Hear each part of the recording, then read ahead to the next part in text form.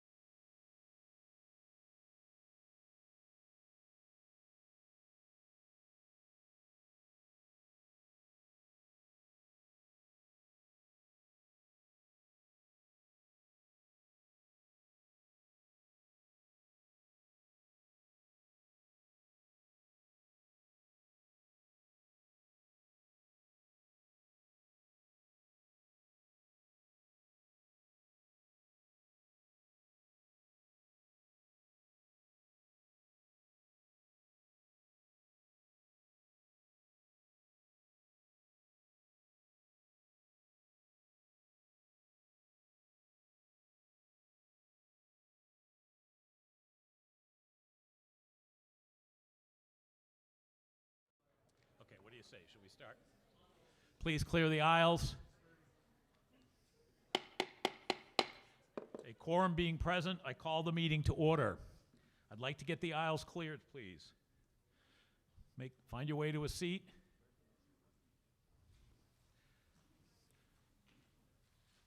I now invite the Bedford Minuteman Company to present the colors.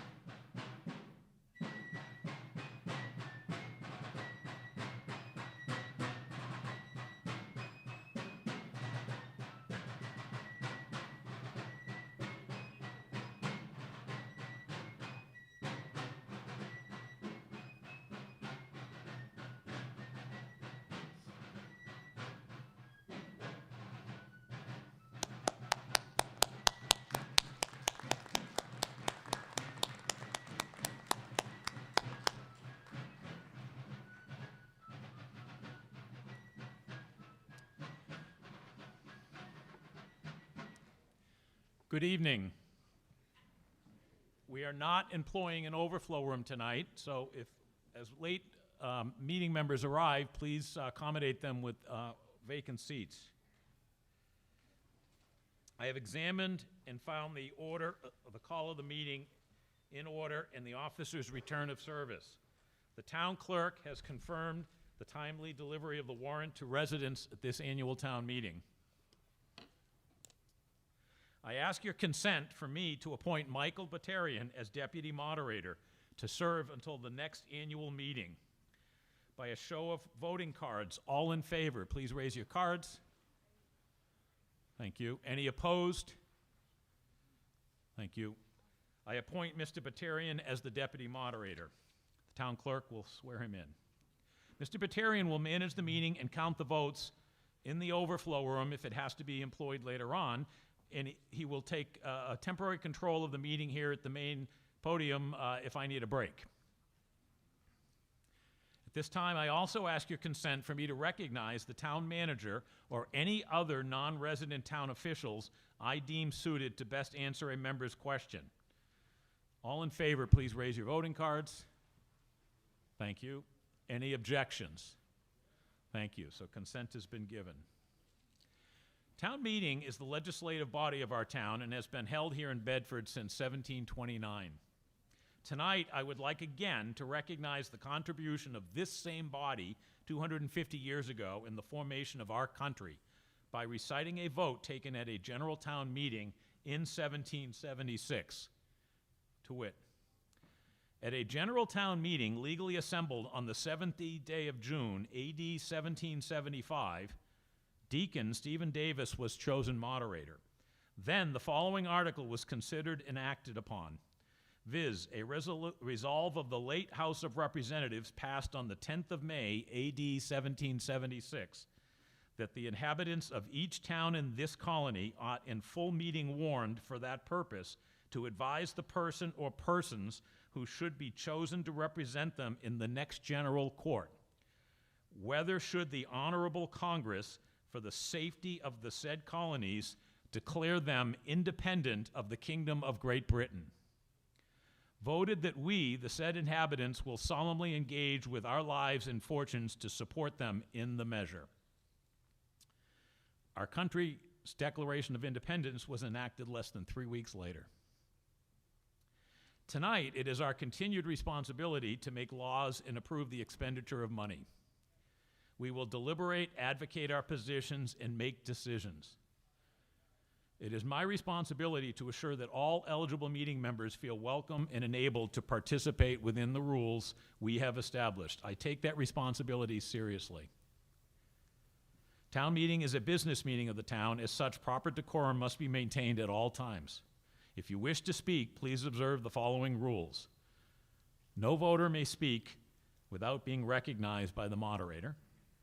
Please stand at a microphone to be recognized, subject to further to my following instructions concerning in-seat speakers. Each speaker must give their name and address. No voter may speak more than twice on an article without specific permission of the moderator, except to correct a statement. Questions do not fall under this rule. Speakers must keep their debate within the scope of the motion on the floor. All questions must be directed through the moderator. Tonight, we will employ a roving in-seat microphone for the first time. We have 2 microphone runners, but we will maintain 1 roving queue to be recognized alternately with the 4 fixed aisle microphones.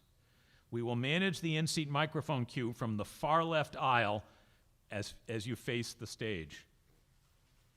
If you would like to take advantage of the in-seat microphone and there are seats available, it would be most convenient if you could sit in that far left section of the auditorium. Meeting members sitting in other designated ADA accessible seating may also join this queue from wherever they're seated. And we will try to accommodate any speakers sitting in other areas of the auditorium who wish to use the in-seat microphone. But it may be difficult to notice you right away and to maintain the integrity of the queue.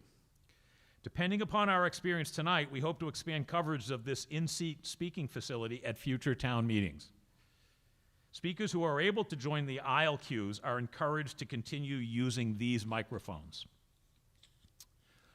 When I open an article for the debate, in-seat speakers should get the attention of the microphone runners by raising your voting card. I will introduce them shortly. The runners will maintain the order of the in-seat queue once you have signaled to them your intention to use the microphone. When it is your turn to speak, you can stand, at least, if you could, at least for the first few seconds as you identify yourself. Please do so that others may identify you better. You may speak from a seated position if you prefer. All meeting rules concerning speakers apply equally for in-seat speakers. Any speaker may rise in their seat and interrupt the meeting at any time, but only for a point of order or a question of privilege. If the point or question is not sufficiently audible, I may direct a roving microphone to be provided. The guidelines for civil discourse are at the end of your warrant. Please observe these during debate. The local cable station is taping the debate during the meeting. There will be no taping of votes. No clapping or booing is allowed. Please keep your cell phones silent and move outside of the auditorium if you need to talk on the phone. You received a colored voting card tonight when you checked in. You will use these cards for all votes. Only seated voters will be counted. Bedford's Volunteer Coordinating Committee has made flyers available in the lobby and outside the building as you entered. There is also a notice and a QR code at the end of the printed warrant. I thank you all for participating in town meeting tonight. It's the culmination of a long planning process required to maintain the community standards we all appreciate. Your influence can be much greater when you share your experience by filling one of the many volunteer opportunities in town, including for voting tellers at town meeting. We have head teller with us, Kelly Craven, tonight. Dan Hurwitz, who's also here, will assist if necessary. And I really would love to have a few more volunteer tellers. So if you're interested in helping us take a vote count, please come down to the front when you get a chance, or identify yourself to me after the meeting. We also have 2 microphone runners tonight for the first time. Are Tarva and Brendan. Would you guys please just stand so everyone can get a look to see who you are? So when we get to the debate sections, they will be staged along the outer aisle, and that's whom you need to get their attention with your voting cards if you want to get in the queue. Thanks, guys.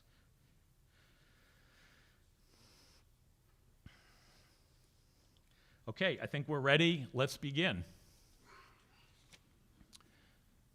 Article 1, reports of town officers and committees. Select board, please. Dan Brosco, 57 Loomis Street for the Select Board.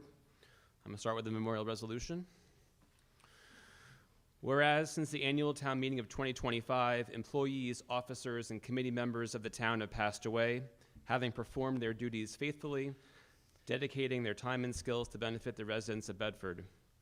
And whereas we gratefully recognize their public service to Bedford citizens, now therefore be it resolved that we, the people of Bedford, assembled here in annual town meeting on March 23rd, 2026, mourn their passing and extend sincere sympathy to the families of Barbara F. Venuti, April 15th, 2025, BPS Secretary; Heather H. Clerkin, June 24th, 2025, COA Volunteer; Abby Hafer, July 31st, 2025, Library Trustee; Mary Stewart Hafer, August 16th, 2025, 1988 Citizen of the Year; Pauline Salter, August 24th, 2025, Council on Aging Member; Frank Jica, October 10th, 2025, Select Board Member from 1973 to 1985; Thomas Joseph Larkin Jr., January 21st, 2026, Bedford School Committee Member; Frank Kennery, February 10th, 2026, BPS Bus Driver; and Bruce Weisentainer, January 1st, 2026, Trails Committee Volunteer. And be it further resolved that this resolution be inscribed in the permanent record of this meeting and notification thereof sent to members of their families. Thank you, Mr. Brosgol. Finance Committee, Mr. Thomas, do you have a presentation or report, please?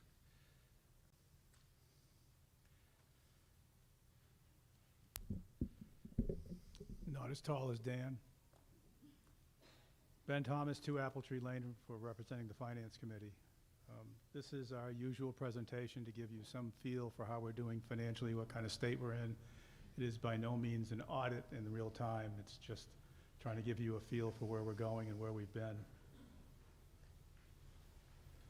First thing we want to talk about is the reserve fund, which belongs to the Finance Committee. That's for any unexpected expenses that need to be covered quickly. This can be voted in as quickly as the next Finance Committee meeting, which is a little different than some of the other funds. So this one is a quick action fund and is at the discretion of the Finance Committee. The policy is 0.5% of the operating budget. We're proposing a balance of $750,000, which is a little bit higher. It's 0.6% of the operating budget. We tend to use several $100,000 each year, and there are sometimes big surprises, but not this year.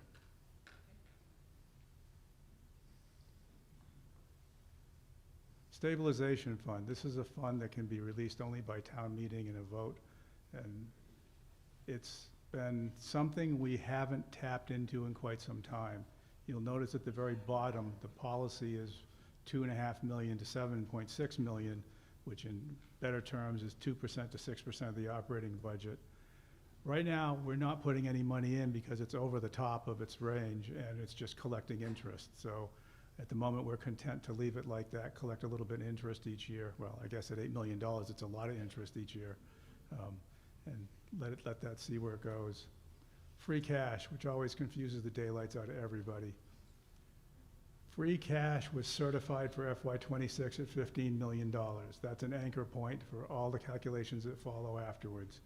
We're proposing using $8.4 million in FY27. There's a new policy in place. I can't recall if we had it in place last year or not, but we're limiting use of free cash to approximately 50% of the amount. So all usage of free cash cannot exceed 50%, approximately. This year we're at 53% usage, which leaves us with 7.3 million. As you can see, the current proposed is 6.5% of the operating budget. Unused tax levy, this, as it says at the bottom, this is not a collection of money sitting in a closet somewhere. It really isn't. That happens every now and then. People think it's money we can just go get. This is taxable money that the town could tax its taxpayers if it needed to, but it isn't. So it's just an amount that you might be hit up for, but we're choosing not to do that. So this year, we're doing just a little bit. We're taking $550,000 out of the unused tax levy, and we're leaving behind an unused amount of 3.18 million. The policy minimum, and this gets complicated, so I'm not really going to try very hard to explain this, but I'll be happy to give you the details if you catch me afterwards. The minimum is equal to the pilot payments, and that's because of the quirks in state laws, how pilot payments came about and how we got our pilot payments and the history of the pilot payments. But the minimum is 1.94 million. As you can see, we're above the minimum, so we're in pretty good shape there. Would I like to see this higher like it was in past years? Yes. But if you look at it another way, the money in past years was spent on things that town meeting voted on as necessary for the town, and very nice things to have for the town. So this, while we wish it was higher, is a fine shape, and we're going to be okay for another year. OPEB, this one had a policy change 2 years back. It is now 5% of certified free cash. That lets it grow with free cash and shrink with free cash, so we don't hit a wall anywhere. The proposed FY26 increase is $788,690, which leaves the estimated balance at a little over 24 million, and our net liability, which wiggles quite a bit as time goes by, is 57 million. The policy says we should put in 788,690. We're following the policy. Principal and interest, AKA debt. Our debt payments are going to be $11,600,000. The policy, which we've stuck very hard to, is that the debt payments cannot exceed 10% of the annual budget. We're getting there. We're at 9.07, but we're still below the 10. Policy maximum is 12.79. The proposed payment's 11.6. And that is where we're at. Thank you, Mr. Thomas.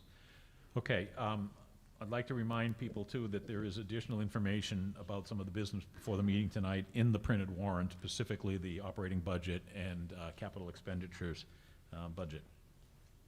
So now we're going to move on to Article 2, debate rules. Mr. Brosgol.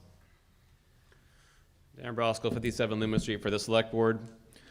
I move the town adopt Article 2 as printed in the warrant, lest the phrase "or pass any vote" or "take any action" relative thereto. Motion has been made and seconded. Mr. Brosgol. This is very unexciting and unchanged from last year. For those of you that did not come last year to earlier time, please note that letter D says no article may be presented after 10:15. That used to be 10:45. You're welcome. The Select Board recommends approval of Article 2. Thank you. Finance Committee recommendation, please. Ben Thomas, Apple Tree Lane for the Finance Committee. The Finance Committee recommends your approval of this article. Okay. Recommendations have been given. We will now open up this article to debate if there is any. If you would like to speak to this, please either approach a microphone or get the attention of our microphone runners here by raising your card, and they'll bring a microphone to you. Okay, give it another second. Seeing no one. Hold on a sec, there might be someone approaching the microphone. No, okay, so no one wishes to speak to this, so we're gonna move right to a vote. This requires a 2/3 majority. As with all votes, I'm gonna look for raised voting cards as the initial method of voting. All those in favor of Article 2, please raise your cards. Thank you. Any opposed? Thank you. I declare the motion passed by a 2/3 majority.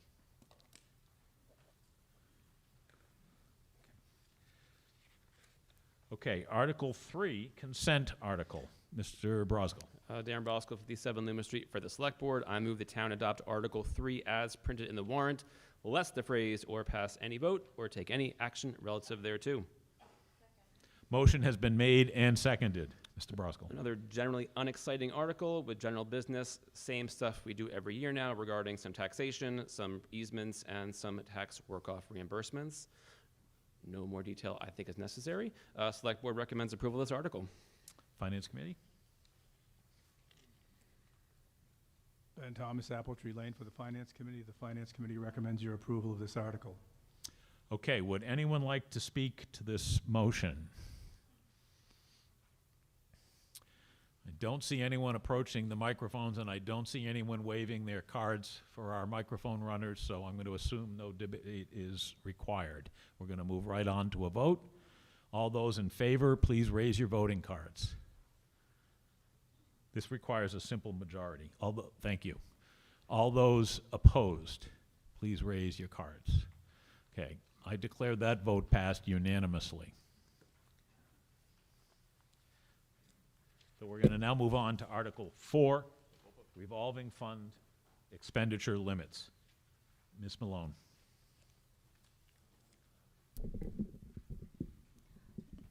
Bopa Malone, 195 Carlisle Road for the Select Board.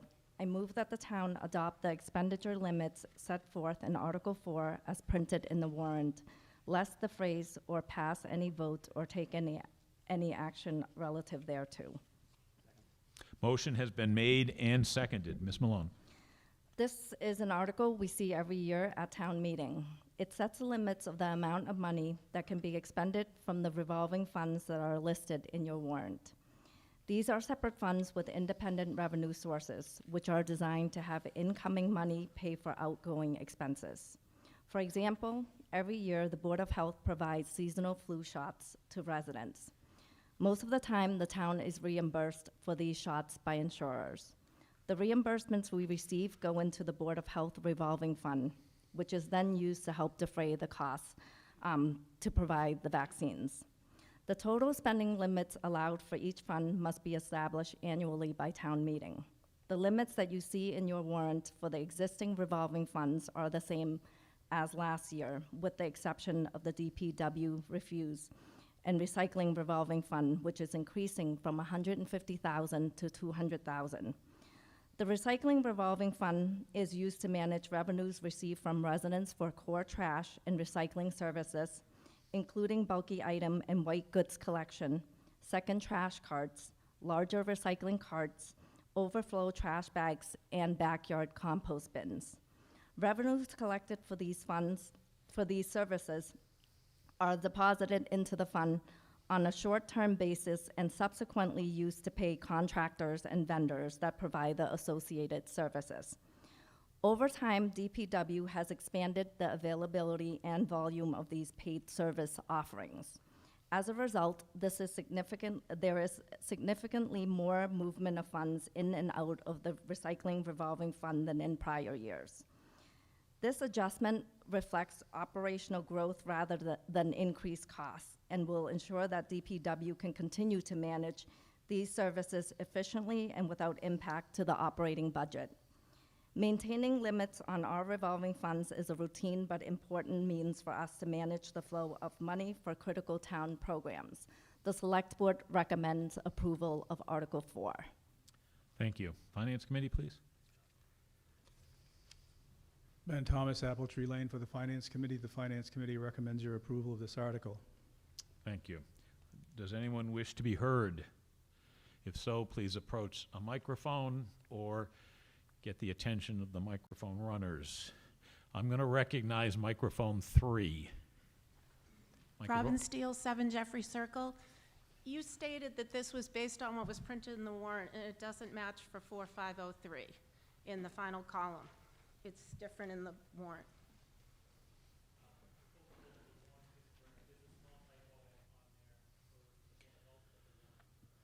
Not sure if you heard that, Robin, but the warrant is correct, but there's a typo printed here. So, Thank you. are we amending the motion? No, so it's the screen display that's incorrect, which means you should refer to your warrant when you take your vote. So the amount that we will be approving is as printed in the warrant. Okay, are there any other questions or comments? Seeing none, we're going to move right to a vote on this. This requires a simple majority vote. All those in favor, please raise your cards. Thank you. Any opposed? Thank you. I declare the vote passed by a majority vote. Okay, Article 5, Shawshene Technical High School feasibility study funding. Bopa Malone, 195 Carlisle for the Select Board. I move that the town of Bedford hereby allocates $61,427 from free cash for Shawshene Valley Regional Vocational Technical School District for the sole purpose of paying costs of a feasibility study on behalf of the Shawshene Valley Technical High School located at 100 Cook Street, Billerica, Massachusetts, 01821, including the payment of all costs incidental or related thereto, the study, and for which the district may be eligible for a school construction grant from the Massachusetts School Building Authority, or MSBA, said amount to be expended at the direction of the School Building Committee for Shawshene Valley Regional Vocational Technical School District, that the town acknowledges that the MSBA's grant program is a non-entitlement discretionary program based on need as determined by the MSBA, and any study cost that the direct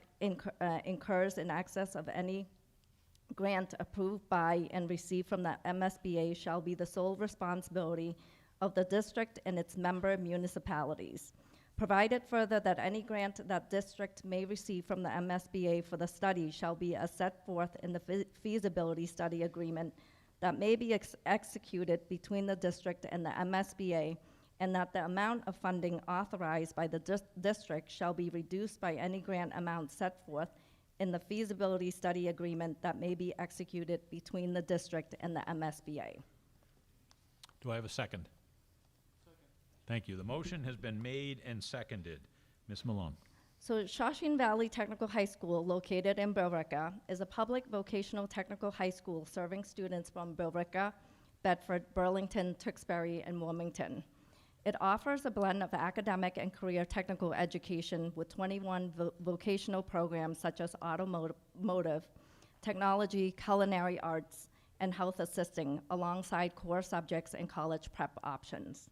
The school is facing a number of challenges. It was built for 1,000, and now the school serves 1,300 students. Their aging systems limit opportunities for modern learning, and the cost of maintaining an aging facility continues to increase. The MSBA works with local communities to create affordable, sustainable, and energy-efficient schools across Massachusetts. Shawshene Tech has been invited into the MSBA 270-day eligibility period, an early step toward potential state funding for renovations or a new building.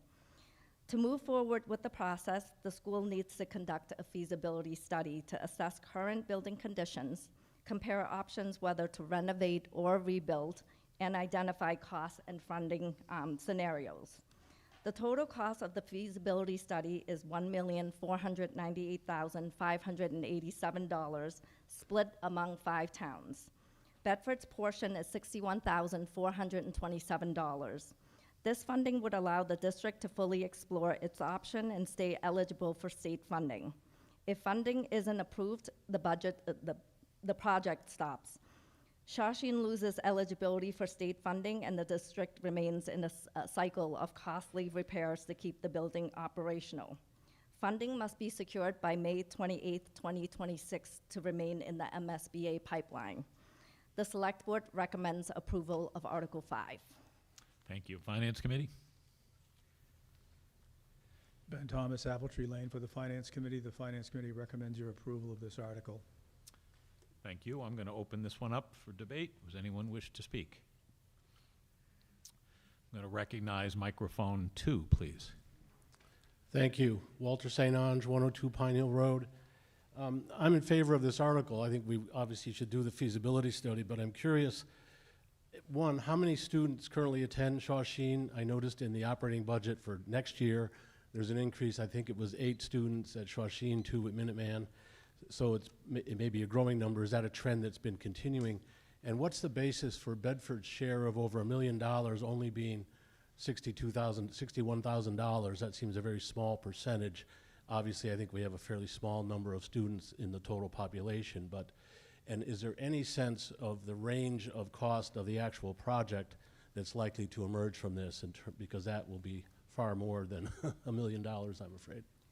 So, Mr. St. Ange, as of October 2025, if I'm correct, the number of enrolled students, it's 38.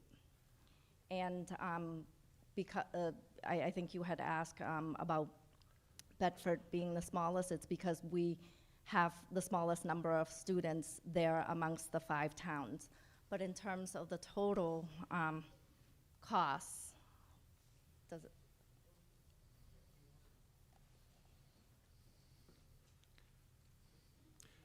Yes. Yes, I'd like to recognize Mr. McIntosh, the superintendent of Shawshene Tech, please. Microphone 2. Tony McIntosh, Superintendent Director, Shawshene Vocational Technical School. The number of students on the October 1st count for Bedford was 53, which is up from 45 from last year and 39 from the year before. That cost of around $61,000 is based on, I believe the figure is $1,159 per student. So if you multiply that by the number of Bedford students enrolled, that's how we got that number. Mr. McIntosh, you had a third question about the anticipated total project cost. Do you have any idea about that? Again, we are many years out from this, but looking at similar sized projects across Massachusetts, they've been somewhere between $300 and $325 million. Thank you. Mr. St. Ange, would you like to? Just follow one up? follow-up question, please. When the time comes to fund the project, it's obviously going to be bonded. Does the town pay? Will the town's share of debt service be the same based on the per pupil attendance at that time, or is there a minimum amount that the town would pay? I don't know what the district agreement provides, and I think they all vary from district to district. Mr. McIntosh, if you could answer, please feel free. Yeah. The regional agreement states that each one of our sending communities will contribute a minimum of 10% towards capital costs. But again, over the 30-year bond that we're potentially looking at for a building like this, those variations or fluctuations in enrollment could possibly make that go, it wouldn't go lower than that, but they could go higher than that if Bedford's enrollment continues to trend up like it has been. Mr. McIntosh, if I could take moderator's privilege, I see some young students here on the right. Are these Shawshene students? Not that I'm aware of. Okay, thank you. Sorry about that. Okay, I'm going to recognize microphone 1. Thank you. Rick Rosen, 5 Glenora Drive. I'm curious to learn how what the status is of the other towns approving, contributing to this feasibility study.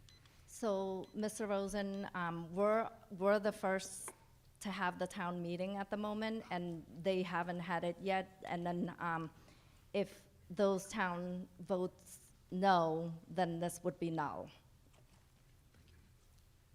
Thank you. I'm going to recognize microphone 3. Ann Bickford, 197 North Road. 2 quick questions. When was Shawshene built? I don't think I know that. And secondly, when the feasibility study is done, is it the intent to explore, is the major need of Shawshene to be completely rebuilt, or does it need to be renovated in terms of the eyes of the school committee there? And then this third question, I guess it's three, is when the feasibility study, if it does come forward, how will Bedford be plugged into what that feasibility study is recommending in the next steps of the process? Thank you. Mr. McIntosh, I'd recognize you if you think you can answer. Yeah. So the school was originally built in 1970, so we're 56 years more or less. As far as, what was your second part of that? The scope of, are you trying to replace all I'm current sorry. or expand or contract? So that's what the feasibility study will determine. So again, this will be an 18 to 24-month study where they look at all of those options. What does it look like to renovate our current building? What does a renovation expansion look like? And then what does a potentially new building look like? Ms. Bickford, could you repeat the The third third question? is, so feasibility study, if the grant if it happens, MSBA feasibility study, and then the feasibility study is going to come out with recommendations. That's what happens out of these, and there's going to be a preferred recommendation. Yeah. And at that point in time, how is Bedford apprised of that, since it's going to incur a financial commitment following forward? What happens there? So again, we've made sure we include representatives from every one of our sending communities on the school building committee. So there is a couple representatives. But also, when we get to that point, obviously we're going to have some listening sessions, some roundtables, whatever you'd like to call them, to talk about, these are the options that were presented to us. This is what we think makes the most sense and why. So again, that would be something that we'd have to mobilize for. Thank you very much. Thank you. Okay, does anyone else wish to speak? Seeing none, we're going to move to a vote on this motion. All those in favor, please raise your cards.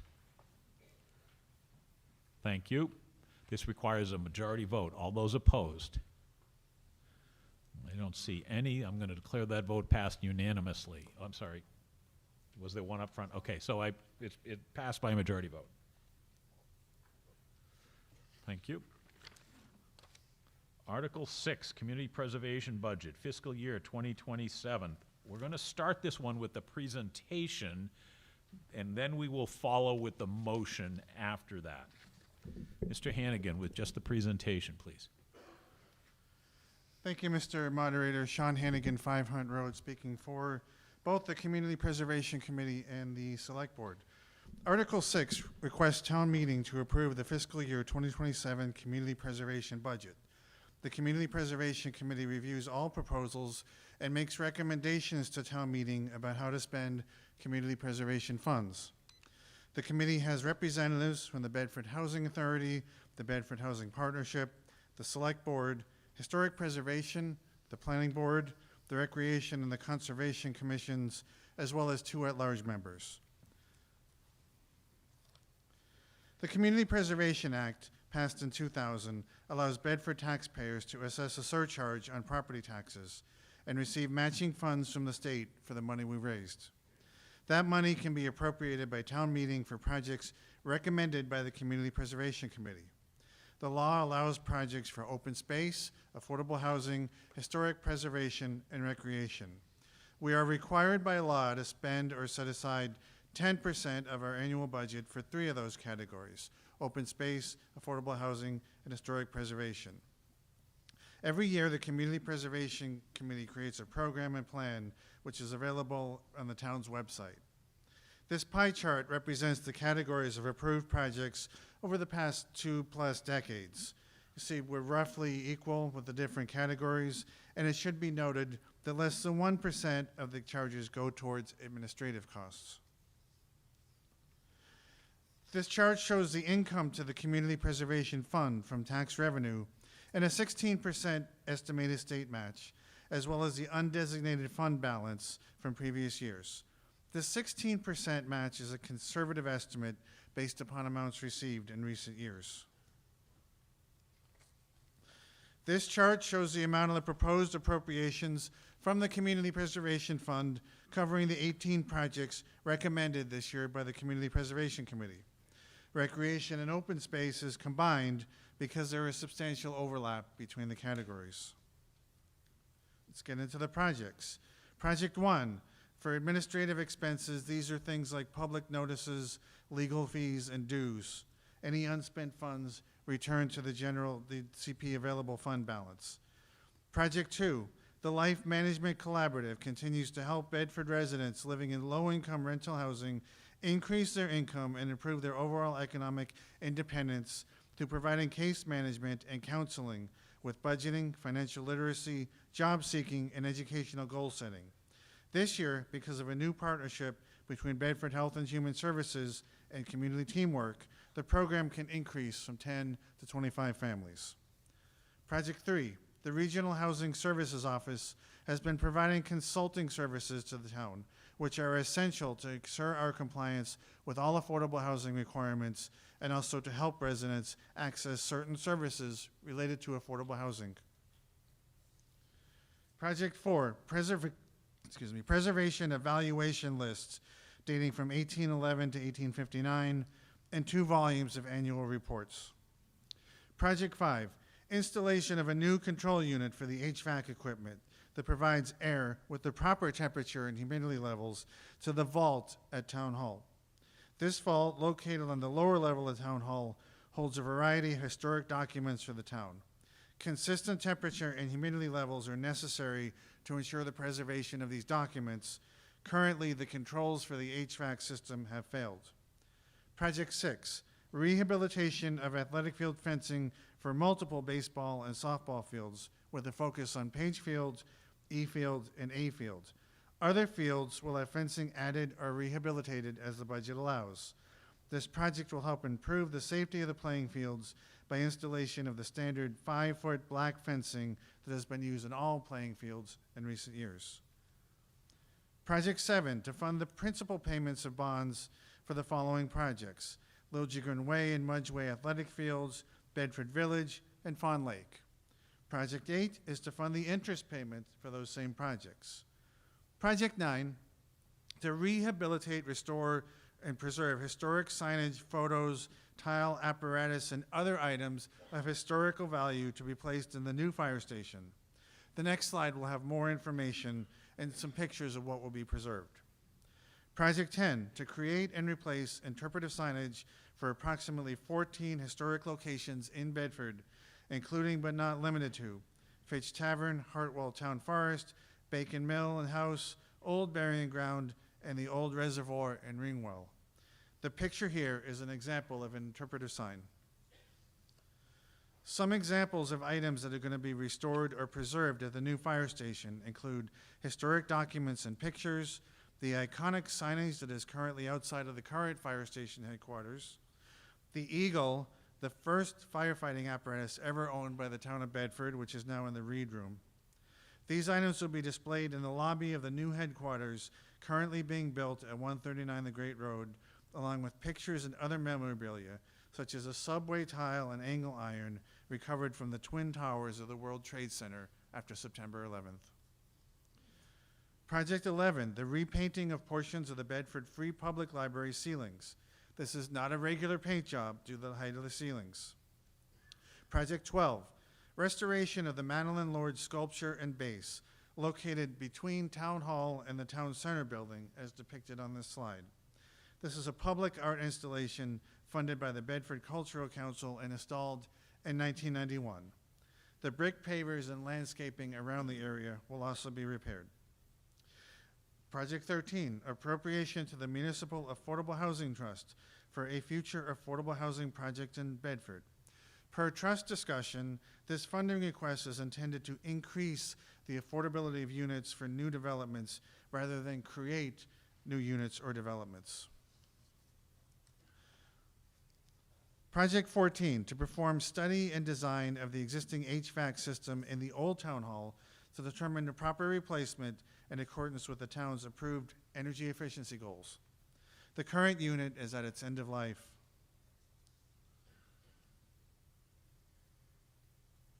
Okay. Project 15. This project is for Phase 1A of the Springsbrook Park Future Use Project. Phase 1B will be for construction funding to convert the fields from baseball fields to softball fields. This project addresses a shortage of fields in town which have been so busy that soccer teams have been using baseball outfields, which are not regulation fields. No trees will be taken down because of this project. Here's a view of what the finished fields will look like. A design is called for prior to construction to ensure that the particular characteristics of the site are taken into account and coming up with a reliable cost estimate. Project 16, replacement of the outdoor lights and control panel for the 5 tennis courts and 2 basketball courts across from Bedford High School. The current lights were installed over 30 years ago and are past their useful life. Project 17, construction funds to refurbish the town common ahead of Bedford's 300th anniversary celebration. Town meeting approved design funds for this project at special town meeting in 2024 after the scope was reduced to focus on refurbishing elements of the common that needed the most work. Please note the design is finalized. There have been 6 public meetings to discuss the design of the town common between 2025 and the beginning of this year. And prior to that, there were 6 public meetings to discuss the scope. The public was invited to present and share ideas.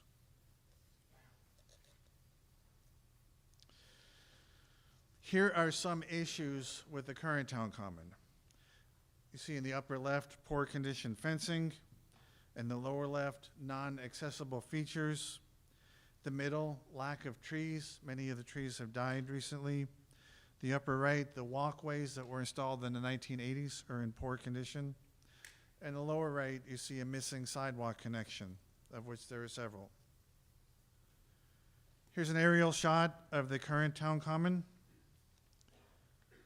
This is an aerial shot of the future town common if funding is approved.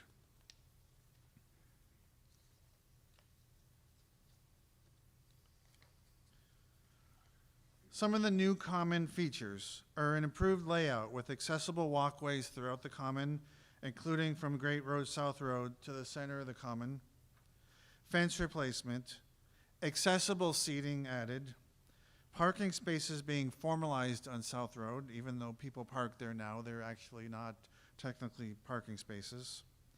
So there'll be 37 ADA spaces total around the common, a bus stop shelter installed on South Road, semicircular hardscape area in front of the church, which is larger than the one that exists now, and the semicircular matches the decor of the windows on the church, and additional benches inside the common near walkways. Construction is approximately planned for April to November 2027, during which parts of the common will not be accessible.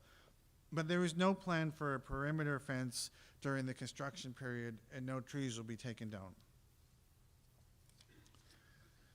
Project 18, Trails Committee. Funding to rehabilitate bog bridges, trail network connections, signage, and trail infrastructure. On average, the Trail Committee works on about 8 trails per year. FY27 locations may include Harvard Pond, Huckins Farm, Carlson Conservation Area, Town Campus, York Conservation Area, and Hosmer Way. On the left hand, you see the Blue Trail Excuse me, Mr. Eagle Hannigan, Scout are you project. Mr. Hannigan, are you Yes. almost finished? I have one more Thank slide. you, please. Thank you. The right hand is the Old Reservoir Conservation Area, the Orange Trail. The committee realizes that this program doesn't exist without your support, so we'd like to thank you for your continuing support and the work we do to preserve what is unique and special about Bedford. The Community Preservation Committee recommends your approval of the Community Preservation Budget in Article 6, and the Select Board recommends approval of this budget. Thank you. Okay, so that was a presentation in advance of the motion. Mr. Hannigan is now going to read the motion, and each of the 18 project items will be referenced specifically. And if you would like to debate or discuss any of the specific items, you can just yell out "hold" as he references them. Then we will vote for all the unheld items, and I will allow for general comments or questions in that section. So don't feel like you have to hold all the items. If you have a general question, I'll give you an opportunity for that. But let's proceed with the motion, Mr. Hannigan. Okay. I move that the town appropriate or reserve the following amounts from the Community Preservation Fund for the following purposes, utilizing fiscal year 2027 community preservation funds. 1, administrative, $15,000. 2, annual contract life skills management program, $56,400. 3, annual contract regional housing services office, $45,000. 4, Archival records preservation, $29,700. 5, archival vault, HVAC controls replacement, $25,000. 6, athletic field fencing rehabilitation, $50,000. 7, bond payment, principal, $380,000. 8, bond payment interest, $41,290. 9, fire department historic artifact preservation, $25,000. 10, historic property interpretive signage, $30,000. 11, library painting, historic portion only, $75,000. 12, Madeline Lord, Central School Remembered, sculpture, garden repairs, $36,000. 13, Municipal Affordable Housing Trust, $500,000. 14, Old Town Hall HVAC replacement study and design, $136,500. 15, Springsbrook Park playing field redesign and rehabilitation, Phase 1, $105,800. 16, tennis basketball court lighting rehabilitation, $155,000. 18, 17, town committee rehabilitation, town common rehabilitation construction, $830,000. 18, trails committee, $11,000. Okay, do I have a second for the motion? Okay, the motion's been made and seconded. I'm just going to review the holds to make sure I got it right. I have a hold on project 4, a hold on project 7, a hold on project 9, a hold on project 12, project 13, project 15, and project 17. Did anyone wish to hold and separate, to debate and vote on any of the other projects? Okay, so we've got that right. Because there are, let's go ahead with the recommendations, and then I may proceed with actually voting on the held items first in case one of them doesn't pass in its full amount so that we could amend the revised total. So let's proceed with the recommendations. I think we heard from the Select Board and the CPC already. Finance Committee, do you have a recommendation? Ben Thomas, Apple Tree Lane for the Finance Committee. The Finance Committee recommends your approval of Article 6. Thank you. So our past practice has been to dispense with the unheld items first, and I feel like I want to do that in reverse order this time, and we will address the held items, which gives us an opportunity to revise the final amount if for some reason it doesn't add up to the same amount at the end. So we're going to now open up debate, and I certainly encourage anyone that wants to try the roving microphone. We're kind of anxious to see if it works well, so please feel free to use it even if you don't necessarily have to use it. So we're going to open up debate first on held item 4, which is the art. Please.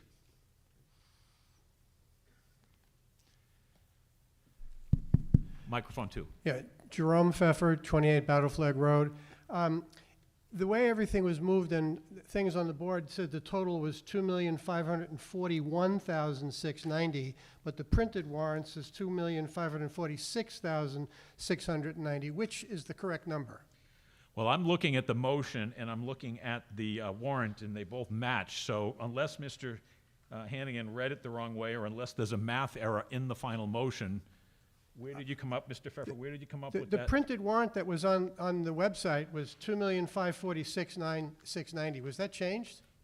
I'm believing the motion he read adds up to exactly that Yeah, amount. that's the number, unless I read it wrong, that's what's You said printed here. 2,541,690, and it says 2,546,690. I'm not sure he referenced the full amount anywhere in his Yeah, motion, did you? Actually, I only did the individual The detailed ones. amounts. But it does say on this paper 2.546 million. Yeah, but in the PowerPoint, it said Oh, 2,541. I'm Okay, trying. all right, so we've clarified this again. The PowerPoints apparently have some math errors in them or misdeclarations. That's correct.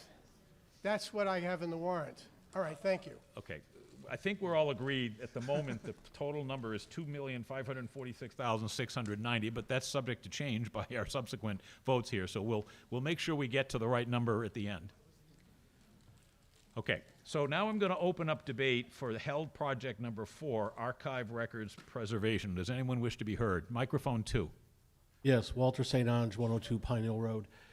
This is $30,000 to preserve what seem to be rather odd historical documents. I'm just curious, are these the only things that we have of value, of historical value that we want to preserve? What is actually being done for $30,000? That seems to be a relatively expensive thing, and I'm more interested in why these items were chosen, and are there more of them to come? Is this going to be a recurring Mr. Hannigan, expenditure?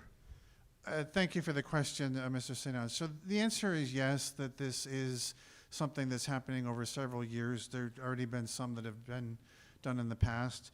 And basically what happens is, I mean, this is just what's being chosen for this year. There is some physical preservation and also digitization. And then once the items are physically preserved, they're stored in the town vault.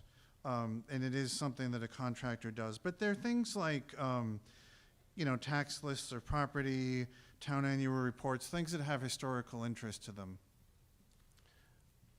I guess my only comment would be, I think I've always been in favor of reducing the CPA surcharge, and I think we've reached the point where we're really trying too hard to find ways to spend money. I'm not saying this isn't useful, but I really don't think it's a priority, and I guess I just don't see the real value if it could be digitized and preserved. I just wonder, holding on to something that I can find a lot of random pieces of paper that somebody might decide are historic and useful someday, but I'm not sure it's really all that useful. Thank you. Thank you. I'm going to recognize microphone 1. Alethea Yates, 37 Chasheen Road. I'm a professional archivist. I work in a nearby town, and I can tell you I don't know the particular documents that are proposed, but I can tell you that this is a very moderate sum, that the town does have many documents that are worthy of preservation, and I'm sure that in the future there will be other requests. In fact, my only feeling on this one is that I wish more money had been asked for this. Thank you. Thank you. Okay, seeing no one else, we're going to move to a vote on project item 4 only, archival records preservation for $29,700. All those in favor, please raise your cards. Thank you. Any opposed? Thank you. I declare that passed. It requires a majority of vote, and it passed. We're going to move on to the second held item, item number 7, bond payment principal. Anyone wish to speak? Microphone 2, please. Walter St. Ange, 102 Pine Hill Road. When will the bonds finally be paid off that are currently outstanding? Well, thank you again for the question, Mr. St. Ange. For the Liljigan Way and Mudge Field, this is the last year, FY27. For Bedford Village, FY28, and for Fawn Lake, FY30. After that point, unless we bond something else, all the bonds will be paid for. Thank you. Seeing no one else, we're going to move on to a vote for project item 7, bond payment principal, $380,000. All those in favor, please raise your cards. Thank you. Any opposed? I declare that vote passed unanimously. Project 9, Fire Department Historic Artifact Preservation. Microphone 2, please. Walter St. Ange, 102 Pine Hill Road. If I didn't need the exercise, I'd use the handheld mic. This is another $25,000 for artifact preservation. These items are things which we already have. What's being done with them now to protect them and preserve them, and why do we need to spend $25,000 to move them into the new fire station when it's completed? Mr. Hannigan, please. So thank you a third time for your question. There is some rehabilitation work, some sprucing up of some of these objects. It's not just transportation costs. And again, as with the other historical item, it's a relatively modest sum. Thank you. We're going to move right to a vote for this. All those in favor, please raise your cards. Thank you. Any opposed? Thank you. I declare that one passed by a majority vote. Article 12, Madeline Lord Center School Remembered. Project number 12. Anyone wish to speak?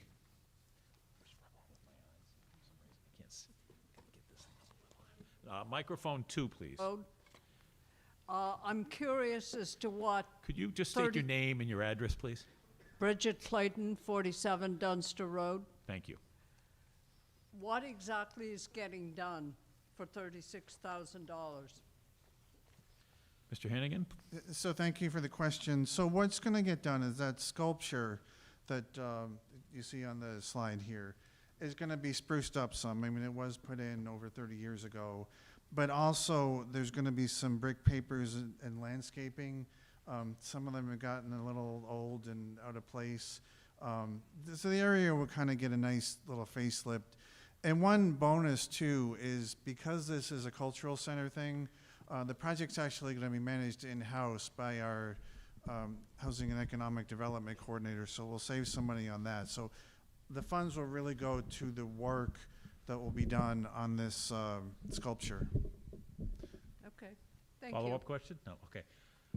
I'm going to recognize microphone 3, please. Robin Steele, 7 Jeffrey Circle. I just wanted to say on that Project 12, they're also making it accessible, AD accessible.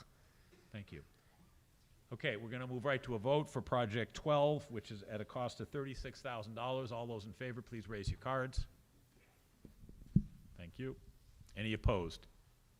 Thank you. I declare that passed by a majority vote. Project 13, Municipal Affordable Housing Trust, $500,000. Anyone wish to speak? Okay. So I'm going to recognize microphone 2 first. Mr. Pfeffer. Yes. Hi, Jerome Pfeffer, 28 Battle Flag Road. This sounds like this is going to be an ongoing trust. Is there a current balance in this trust, and how much is the current balance?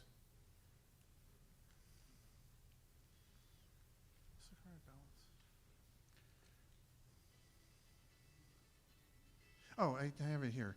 Okay, $1,037,000, $1,037,237. And yes, so this is going to be a regular request. People that have been at town meeting for a while might have known in the past we would put such funds that are earmarked for affordable housing in a reserve fund. The problem with that is that then you have to have another town meeting that takes it out. So putting it directly with the Affordable Housing Trust allows for quicker action when things happen in between town meetings. For example, Habitat has expressed potential that they might be interested in coming, and something like that might happen between March and November. May I have a follow-up Please, on that? please. Who decides how that money should be spent? It's up to the Municipal Affordable Housing Trust. They will consider the different options and be responsible and take a vote and spend it. These are people in the town? I don't know anything about who these people Yeah, so it's a committee in the town. I'm on it. There's currently the town manager's on it, a couple select board members, representative from the Bedford Housing Partnership. It's a standing committee. Thank you. Okay, I'm going to recognize roving microphone 5, and you can turn your microphone on yourself. Please state your name and address and proceed. It's on. Good. Good. My name is Steve Whiteman, 3 Nelson Circle, Bedford. And I'm just wondering, on Project 13, affordable housing, how is it going to work? Could you explain it to us, please? Mr. Hannigan? Yes, thank you for the question. So the Affordable Housing Trust has, latitude to do as best as we can to help out the most families. I mean, it could be something that there's a small home repair grant program, there's a rent relief program. The reason the Affordable Housing Trust asked for this money this time is because there are many new developments coming up, and as I said in the presentation, the intention is not to create a development. The intention is, if possible, to go to a developer, negotiate, and take a unit the developer might have otherwise had as a market rate unit and see what can be done, or multiple units, to make them more affordable, to be available to certain members of our community or other communities that couldn't otherwise afford it. So normally affordable housing is a deed restriction, so it'd basically be negotiating with the developer to pay certain funds to them to add a deed restriction or multiple deed restrictions to different units in the development that wouldn't otherwise have it.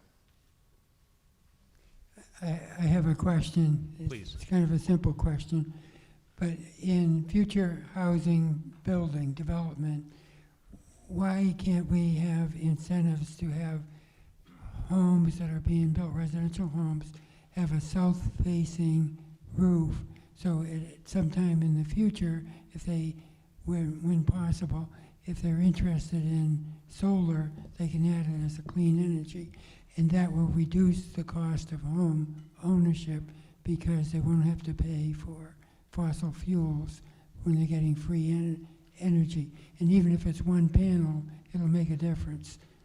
Thank you. I'm going to interpret that as a comment. It's a little bit out of scope of what we're talking about today, but I think it's well received. Thank you. I see no one else approaching the microphone, so we're going to move to a vote. Oh, I'm sorry, microphone 2, please. Hi, Elizabeth McClung, Winchester Drive. I was curious with regards to the affordable housing fund that we do have that is restricted for affordable housing, what the balance is in that.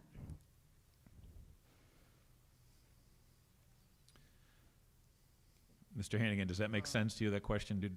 Is it a different fund with a different balance than the one you referenced earlier? Are you talking, Ms. McClung, about the existing, the fund that the CP generally put towards affordable housing Yes, before what this? is currently allocated for affordable housing that is existing in the trust already? Or not in the trust, but in the CPC account?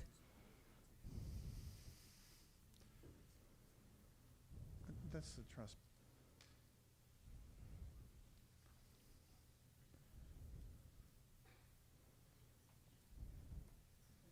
You're asking about the CP reserve fund, correct? Yeah, we have to allocate a certain amount towards affordable housing every year anyway when Right. we do CPC. I wanted to know how much is in that fund.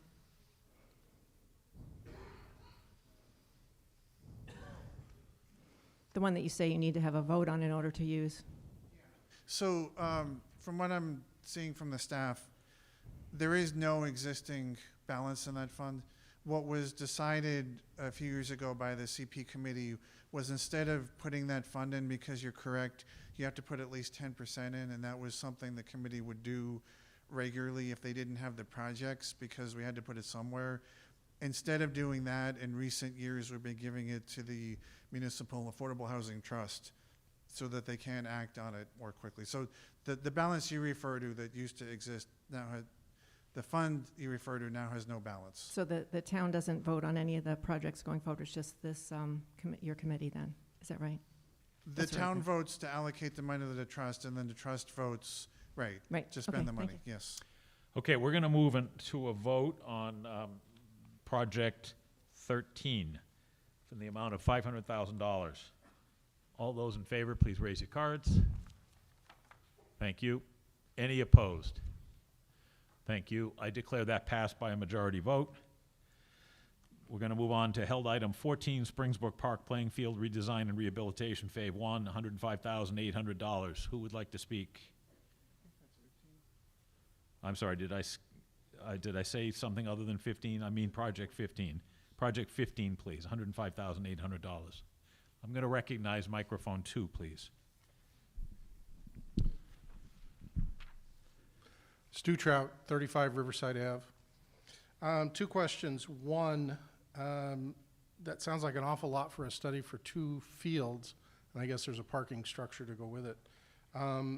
Second, and is that correct, that that is for the entire project? And secondly, is any of that funding going to be allocated towards the actual construction if it goes forward? And what is the expected total cost, please? Mr. So, Hannigan? thank you, Mr. Trout. So, yes, that is design funding, and if I could go back a bit, because this question comes up frequently, you know, why do we need to fund a design? And I have to admit, like, it actually surprised me a bit, and I had some questions about it at first, because there's a significant difference between a soccer field and a baseball field with regards to size, with regards to drainage, with regards to what the turf can put up with. So these are all the things you see on this slide that go into a design. There's a survey, there's a landscape architecture, assessing the conditions, including drainage, grading, things like that. That actually, I believe, is something fiscally prudent, because if you jump into construction with assumptions, you may miss certain things that you could pick up with the characteristics of the site that can help save you money later.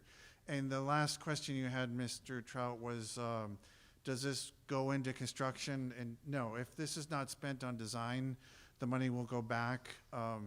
But then there'll be another ask for construction later. And I think you had another question. Yeah, he about wanted to know if you had an idea of what that construction budget what the might look construction like. cost would be. The placeholder is 1.3 million for that, but that is just a placeholder. Thank you. I'm going to recognize microphone 2, please. Walter St. Ange, 102 Pine Hill Road.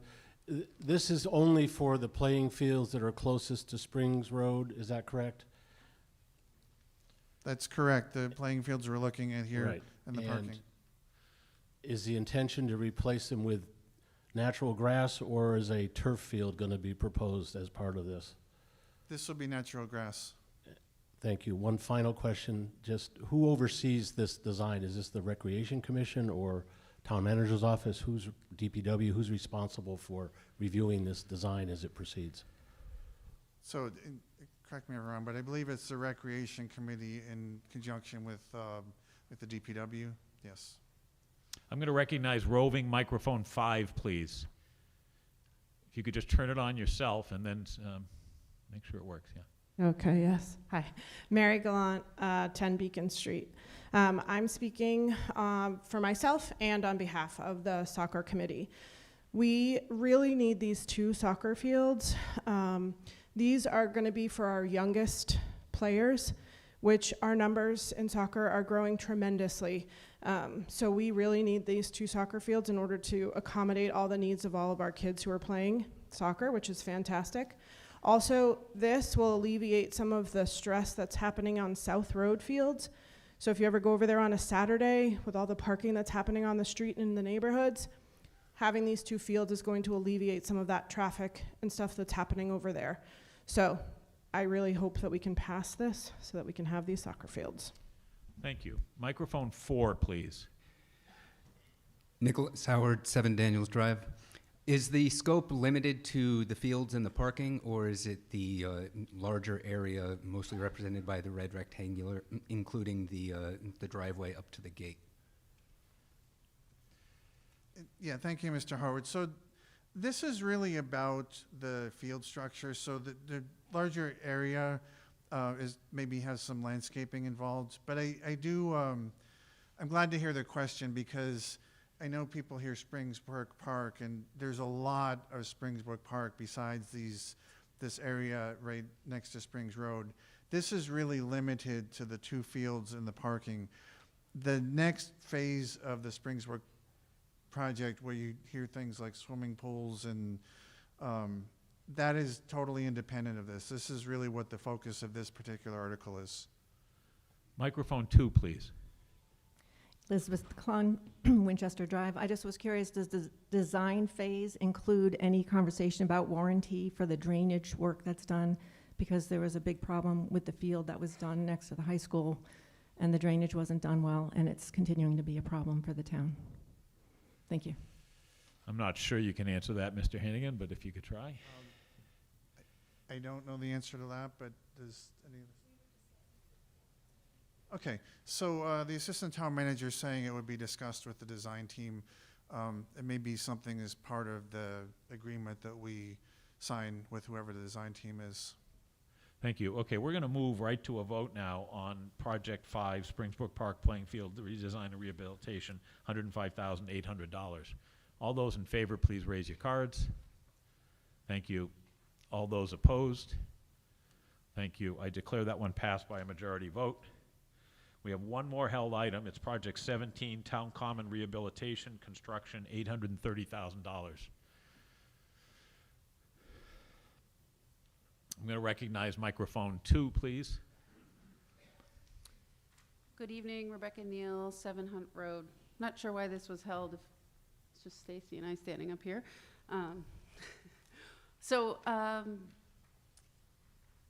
I'm voting in favor of this for 2 reasons. One is a very pragmatic reason, and one is a little bit less tangible, but equally important. And the first very pragmatic reason is, I don't know about you, but I spend a lot of time on the town common, walking on the town common, parking my car on South Road or Elm Street, and then either hopping over the fence to walk on the grass or walking down the street in order to get to my destination. It makes no sense that we have no sidewalks around the perimeter of the town common. And when we have a lot of family events, it's not safe for kids to be walking around the town common, getting out of their cars and having to go around, walking in the middle of the street in order to get to the entrances to the town common. Furthermore, this proposes a walkway from the light straight into the middle of the common, which makes a ton of sense. These are just pragmatic improvements that we can make to a space that we all know and love. Secondly, that walkway is bumpy. Anyone with mobility challenges, anyone who has balance issues is going to have a big problem with that bumpy walkway. And so I'm in favor of changing that walkway so that it's a smooth space for folks with limited mobility to be able to navigate. And the second reason is because I've lived in many towns throughout my life, but any of you who know me know that I came back to Bedford after growing up here because I wanted a town that had a community, that had a beating heart. And the beating heart of Bedford really is the town common. When we think of Bedford, we close our eyes. What is the most iconic image of Bedford that we have? It's the town common. It should be our crowning jewel. And instead, what do we have? We have walkways that are cracked, can't be navigated by people with walkers. We have sidewalks that actually, we don't have sidewalks. It's just not usable. And this town needs to have a space that we can all be proud of and we can all use. So that's why I'm going to be voting in favor of this. Thank you. Microphone 3, please. Stacy Chandler, 8 Brooksby Road.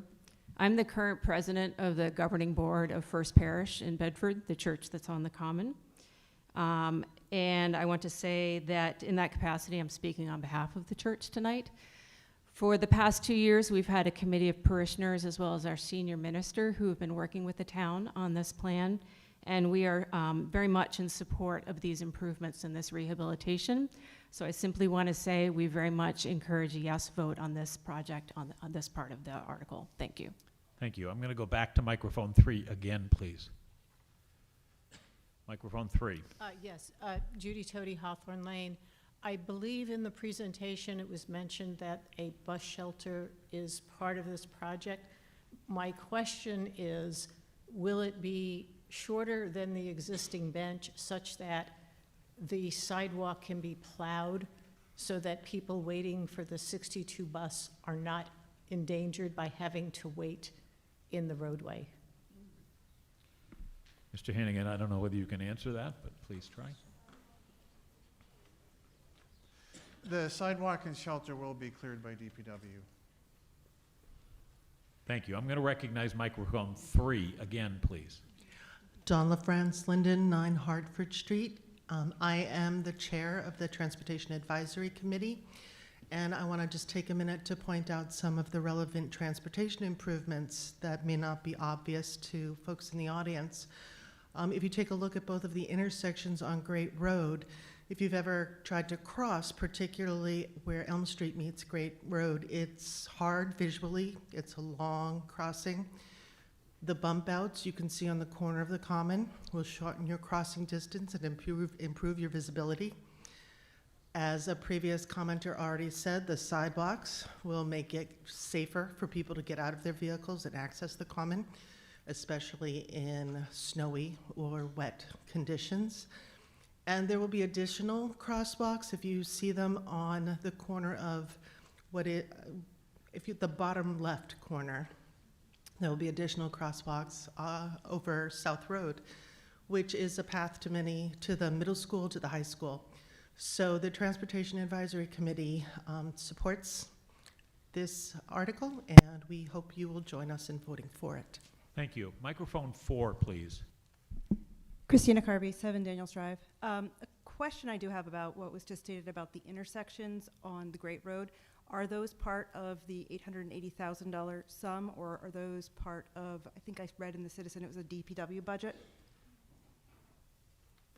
Please, Mr. Hannigan, if you can. Thank you, Ms. Carvey. So parts of that, the walkways, the brick crosswalks are part of the community preservation budget, but the sidewalk is not. So the concrete parts around the perimeter, law can be a little bit unusual and a lot of times decided by cases. That is not a CP eligible expenditure, so that's why the $300,000 is being asked from the capital budget, which is a following article to this.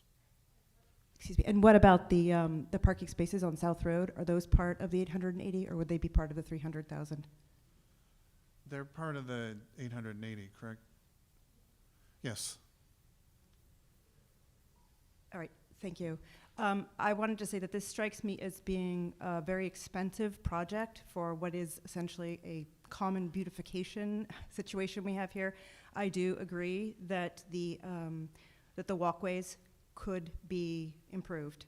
My father, who passed last year, had mobility issues, and he would have been tripping left and right on those bricks. So I totally understand it. But $880,000 to fix that problem seems excessive, given the budget issues. I mean, we're all taxpayers here, right?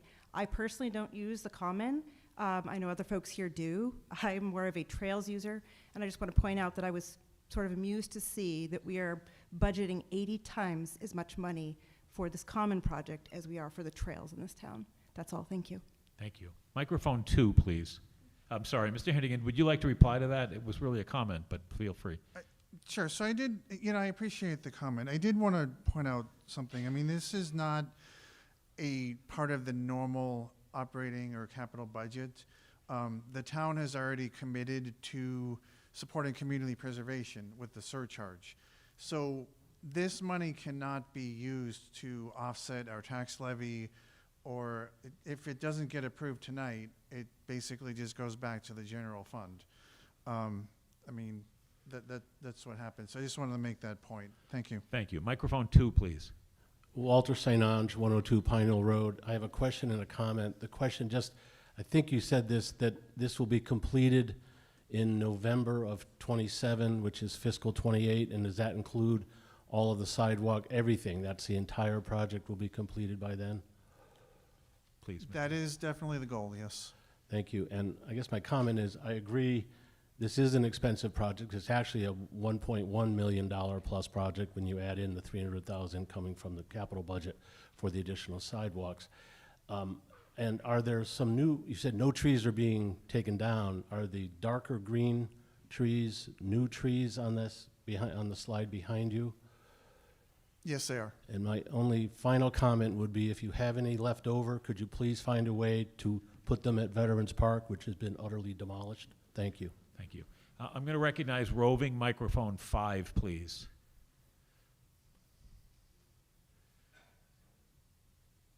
Okay, it's working. My name is Steve Whiteman, 3 Nelson Circle, Bedford. And in regards to the Common, more and more people are riding bicycles, residents around Bedford. And I'm wondering, and including myself, and I'm wondering how many bike racks are going to be in the Common so people can park their bikes and maybe go over to a restaurant and have lunch, but have a place to park their bicycles. Mr. Hannigan, do you have any response? Yeah, so thank you for so there are some, I don't know if you can see the laser, but there are some existing bike racks near the Elm Street entrance of the church. There are also bike racks as part of Blake Block kind of throughout the project. I think there's some behind here. I know there's a couple here. There aren't any new bike racks being added, though. Okay, thank you. Microphone 4, please. Nicholas Howard, 7 Daniels Drive. Can you detail what elements of the presentation here, you've got this whole thing that shows the intersection, shows the sidewalk, shows everything, but what we're actually voting on is not that. What we're voting on is a sub-element of that. Can you please detail for me all of the items that are on this picture that are not included in the 800,000? It's the sidewalks that are not included in the 800,000. The other, all of this is included in the 800,000. So including the crossings? Including, yes, that kind of red brick part of the crossings, just not the sidewalk and the bump outs. Okay. And then, is it clear from that image, because it's not to me, but from your perspective, is it clear that the sidewalks aren't included in the 800,000? I'm not quite sure how to answer that. Is it your opinion in presenting this that it was clear, it should be clear to the average user that the sidewalks were not part of this 800,000? I'm not sure, Mr. Howard, that's an appropriate question. The answer has an answer. He shouldn't have to All right, I'll just guess how other people interpret the I'll information. convert it into a question. I would like it going forward, whenever there's a split project like this, that it may be made more evident to the average viewer that the two project elements aren't part of the same. Thank you. And then beyond that, I just want to add the comment that, yes, I think this is a ridiculously large amount of money, given how many other things are coming due. Yes, the 800,000 is from the CPA, but anything that goes to the CPA and isn't spent creates more pressure to stop funding it so excessively. Thank you. I'm going to recognize the final three speakers that are at the microphones, and then we're going to move to a vote, starting with microphone 2, please. Elizabeth Knox, 12 Coachman Lane. I will endeavor to be concise. I'm speaking on behalf of the Bedford Arbor Resources Committee, and I just wanted to say that we are really encouraged by the amount of tree planting on this project. I believe that it's a really important and needed project. We're encouraged by the fact that all of the existing trees are going to be protected during construction and none of them are going to be removed. The Common has lost 6 trees in the last 20 years and about 10 since 1991. And, wish we could plant more, honestly. But given how much use the Common sees, I think these improvements are very necessary. Thank you. Thank you. Microphone 4, please. Mark Daly, 4 Green Street. Just a couple questions. Was improving the lighting in that corridor ever considered as part of this project? Because as everybody knows, if they've ever attended anything there or tried to cross from the Common to Ken's at night, it's a very dark area, so I was wondering if that's a consideration. Mr. Hannigan, if you could. Yeah, so thank you, Mr. Bailey. That was actually something that had been bandied about. If we recall, the first iteration of this, which was more of a reimagining of the Common, was defeated at annual town meeting in 2024, and then it was scaled back some. So it was looked at, but it's not part of the current project. Resident and a firefighter, it's a very concerning area for lighting. My second question would be, we all know that people are chomping at the bit for a new usage for the old fire station once we move down the road. Are we getting a little ahead of ourselves because we don't know what that project might entail that could tie into the Common? We don't know what that's going to end up being. So is this a little early in the process? We don't know what that's going to become over at 55 Great Road. So I appreciate the comment. The driving force behind this really is to have a nice looking Common before our 300th anniversary. Yes, there will be repurposing of 55 Great Road, but I don't think the types of things that are being talked about for that building are going to affect the Common, certainly not at a wide scale amount. Okay, and then lastly, just a comment as a pedestrian and an operator of fire apparatus. Bump outs are great. I understand the safety factor. This is a terrible area for crossing the street. But as far as school buses and fire apparatus, the bump outs in this town are very difficult for those pieces of apparatus to get around, and that needs to be taken into consideration. I know they're engineered and everybody says they're okay on paper, but I'll tell you right now, as someone who makes those corners, especially from Springs to Great, I'm sure half of you have had to pull over to the right to get out of the way of the fire truck. So just when we start looking at those bump outs there, they do impede pretty well into the driving lane, so it's just something to consider. Thank you. Thank you. Last speaker, microphone 2, please. Jennifer McLean, 8 Maple Street. I am an abutter to the common, and it has made me sad to see how many trees we've lost on the common. I would also note that after this past winter, the slide that Sean has showing the state of the fence rails is actually an understatement. Many of them have been damaged and broken because they are so close to the road. I see that this project will address that, in fact, not intending to, but it will, because the rails will be farther back and they won't be damaged by all the snowplows. I really am excited at the prospect of having a common that is green and full of trees and functional and full of life, as I wander over there frequently for tree lighting, for Oktoberfest, for all the various events that happen on the common. That space sees a lot of use. I understand a lot of people are looking at this and saying this seems like a lot of money, but it's a big area, and this is a big and needed project, and so I will be voting to support this. I hope the rest of you will join me. Thank you.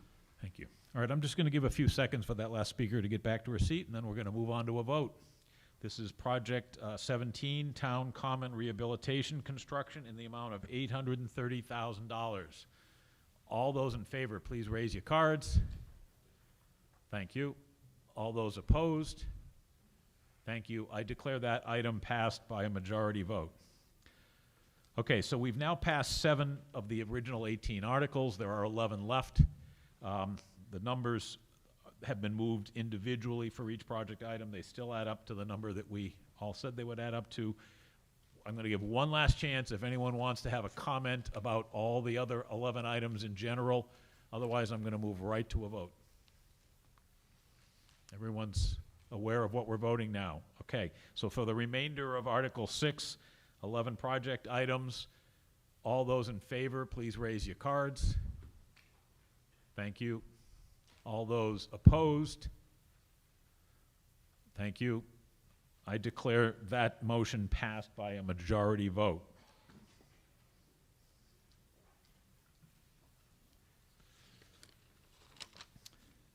Okay, we're moving right along to Article 7, Fiscal Year 2027 Capital Project Plan, funded from free cash. We're going to start with a presentation first, as we did last time. Before we get to the motion, Mr. Parker, please.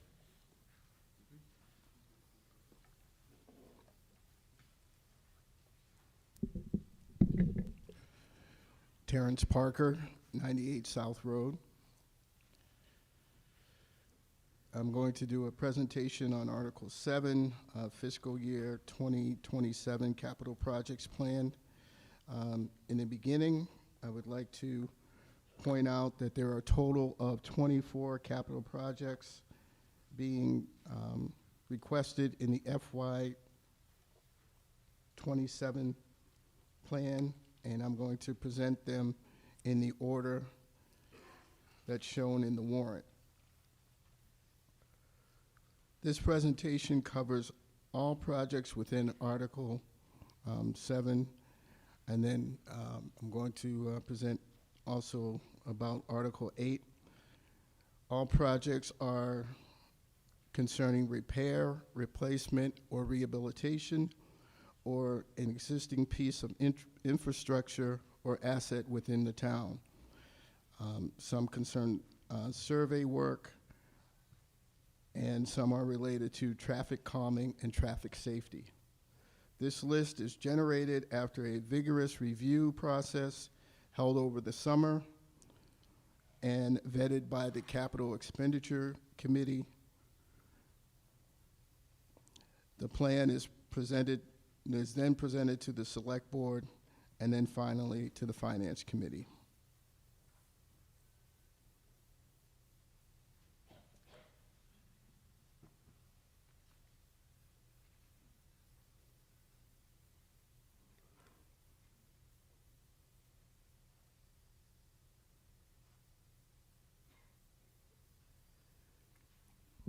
Going in order, looking at project number 2701, This project is about improving the sewer pump station in the town. A developer paid for a study to see how the project would affect the town sewer system. The study showed that the pump station needs upgrades. The total cost of the project is about $3.23 million. The developer agreed to pay 50% of the cost, and the town will request funding for the other 50% at this meeting. If the town cannot approve funding for this year, the developer will pay the full cost at first and then later receive reimbursements from certain sewer and building fees until the town's 50% share is repaid. Project 2702 will help improve the town common. Some parts of this project cannot be paid for with community preservation funds, so other funding is needed. The money will be used to build new sidewalks around the common, improve accessibility, and make nearby intersections safer for pedestrians. These improvements will help people walk safely and move around more easily.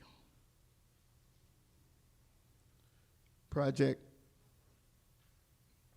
2703 focuses on fixing stormwater drainage systems across town. Many older metal pipes in neighborhood culverts are starting to fail because they were installed many years ago.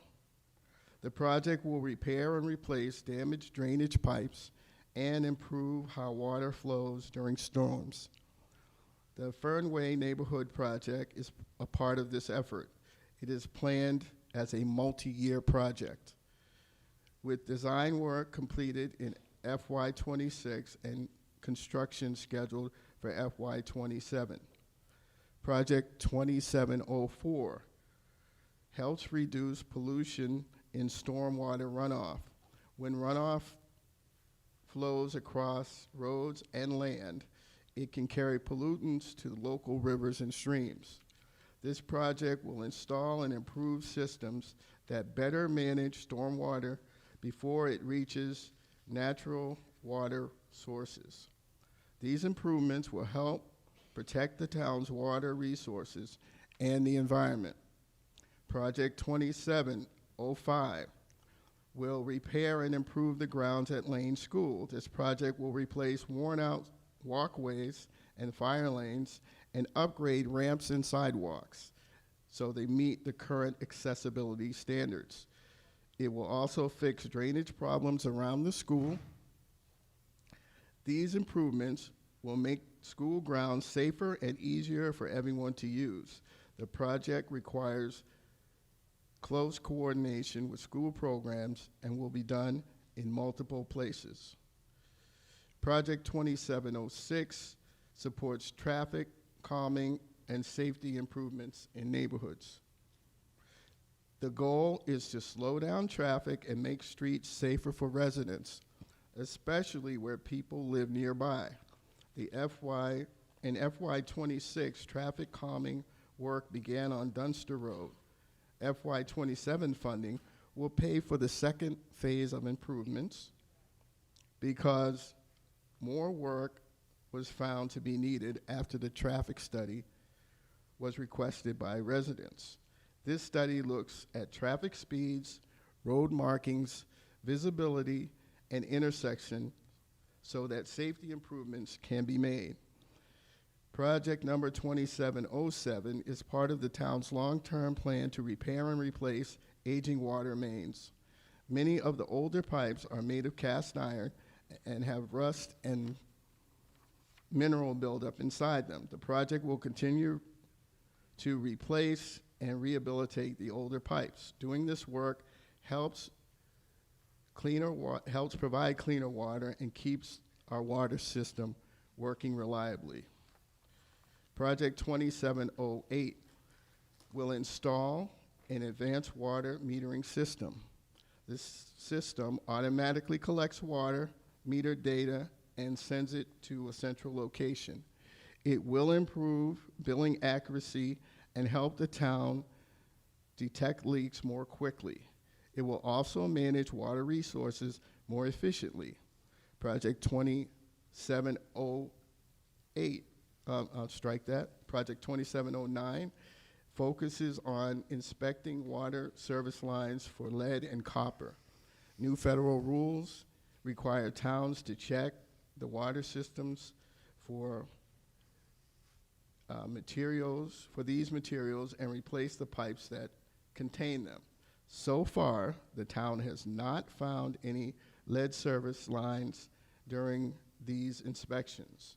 In future years, water system improvements may focus on other upgrades that improve water quality and reliability.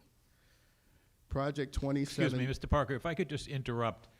We've got about 2 minutes left in the 10-minute presentation period. I know you've got quite a few left, so we can either try to accelerate your presentation or we can ask town meeting for a waiver of the 10-minute rule. I'm just sort of giving you both options because you may be able to get through this. You can have another 10 minutes for Article 8, but for Article 27, we've got a couple of minutes left. Thanks. Could I have just a waiver? Yes, so let me, I suspect that if we don't present some of this material now, speakers are going to ask to hold items and ask for the questions then. So by a majority, in debate Article 2, by a majority decision, we can grant a waiver for more time for Mr. Parker to finish this. Okay, and so I'd like to see a show of cards, those that agree to a waiver of the 10-minute time limit. Thank you. And anyone opposed? Okay, so go ahead, Mr. Parker. But it might be good to also just try to accelerate a little bit. I will try to do that, and thank you very much. Project 2710 will maintain and improve 3 water storage tanks located on Crosby Drive, Pine Hill, and Reeves Roads. These tanks are important for storing and supplying water to the community. Regular maintenance and improvements help keep the system safe and dependable for residents. Project 2711 involves purchasing equipment known as a Genie lift. That lift is pictured in the slide behind me. The equipment helps workers safely lift and move heavy materials. Using the equipment reduces the risk of injuries and helps staff complete maintenance tasks more safely and efficiently. Project 2712 will replace flooring in town buildings on a rotating schedule. This includes carpets, tile floors, and base molding. Over time, floors wear out and need to be replaced in order to keep the buildings clean, safe, and in good condition. Project 2713 provides funding to repaint classrooms and common areas in the buildings. The painting will be done on a rotating schedule so that each school space is maintained regularly. Project 2714 includes smaller school improvement projects requested by school principals. Project 2715 will replace an outdated alarm system at Bedford High School and the Lane School. The current systems are no longer supported by vendors and the replacement parts are difficult to find. These new systems will include motion detectors, door and window sensors, and glass break detection. The estimated cost is $150,000 for Bedford High School and $75,000 for the Lane School. Project 27. Can we advance the slide, please? Okay. Thank you. Project 2716 will study replacing the boilers at the John Glenn School. The school currently has 3 gas boilers that will soon be close to 30 years old. The design work will help determine whether the new system should be fully electric or electric with a gas backup. The project follows the town's energy policy adopted by the Select Board. Project 2718 will replace 4 large doors at the Department of Public Work garage. Project 2719 supports the replacement of town technology equipment. The town's IT department supports 15 departments, so updating the equipment regularly helps keep the systems working properly. Project 2720 will replace classroom and athletic equipments in the schools. Project 2721 will replace school technology equipment based on normal lifespans and industry standards. This includes student and teacher devices, printers, classroom displays, and important network equipment such as switches, servers, wireless systems, and backup power equipment. You went so fast, you were faster than the slideshow. I'm not really good at all that stuff. Do you want to give a recommendation now, or are we going to go to the motion and with recommendations afterwards? Do you want the CPC to recommend approval? Well, the Select Board and the Capital Expenditures Committee recommends approval. Great.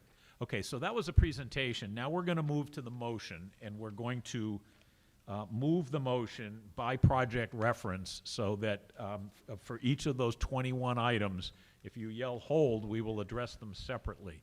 And then we'll get a Finance Committee recommendation after the motion's read and seconded. Go ahead, Mr. Parker.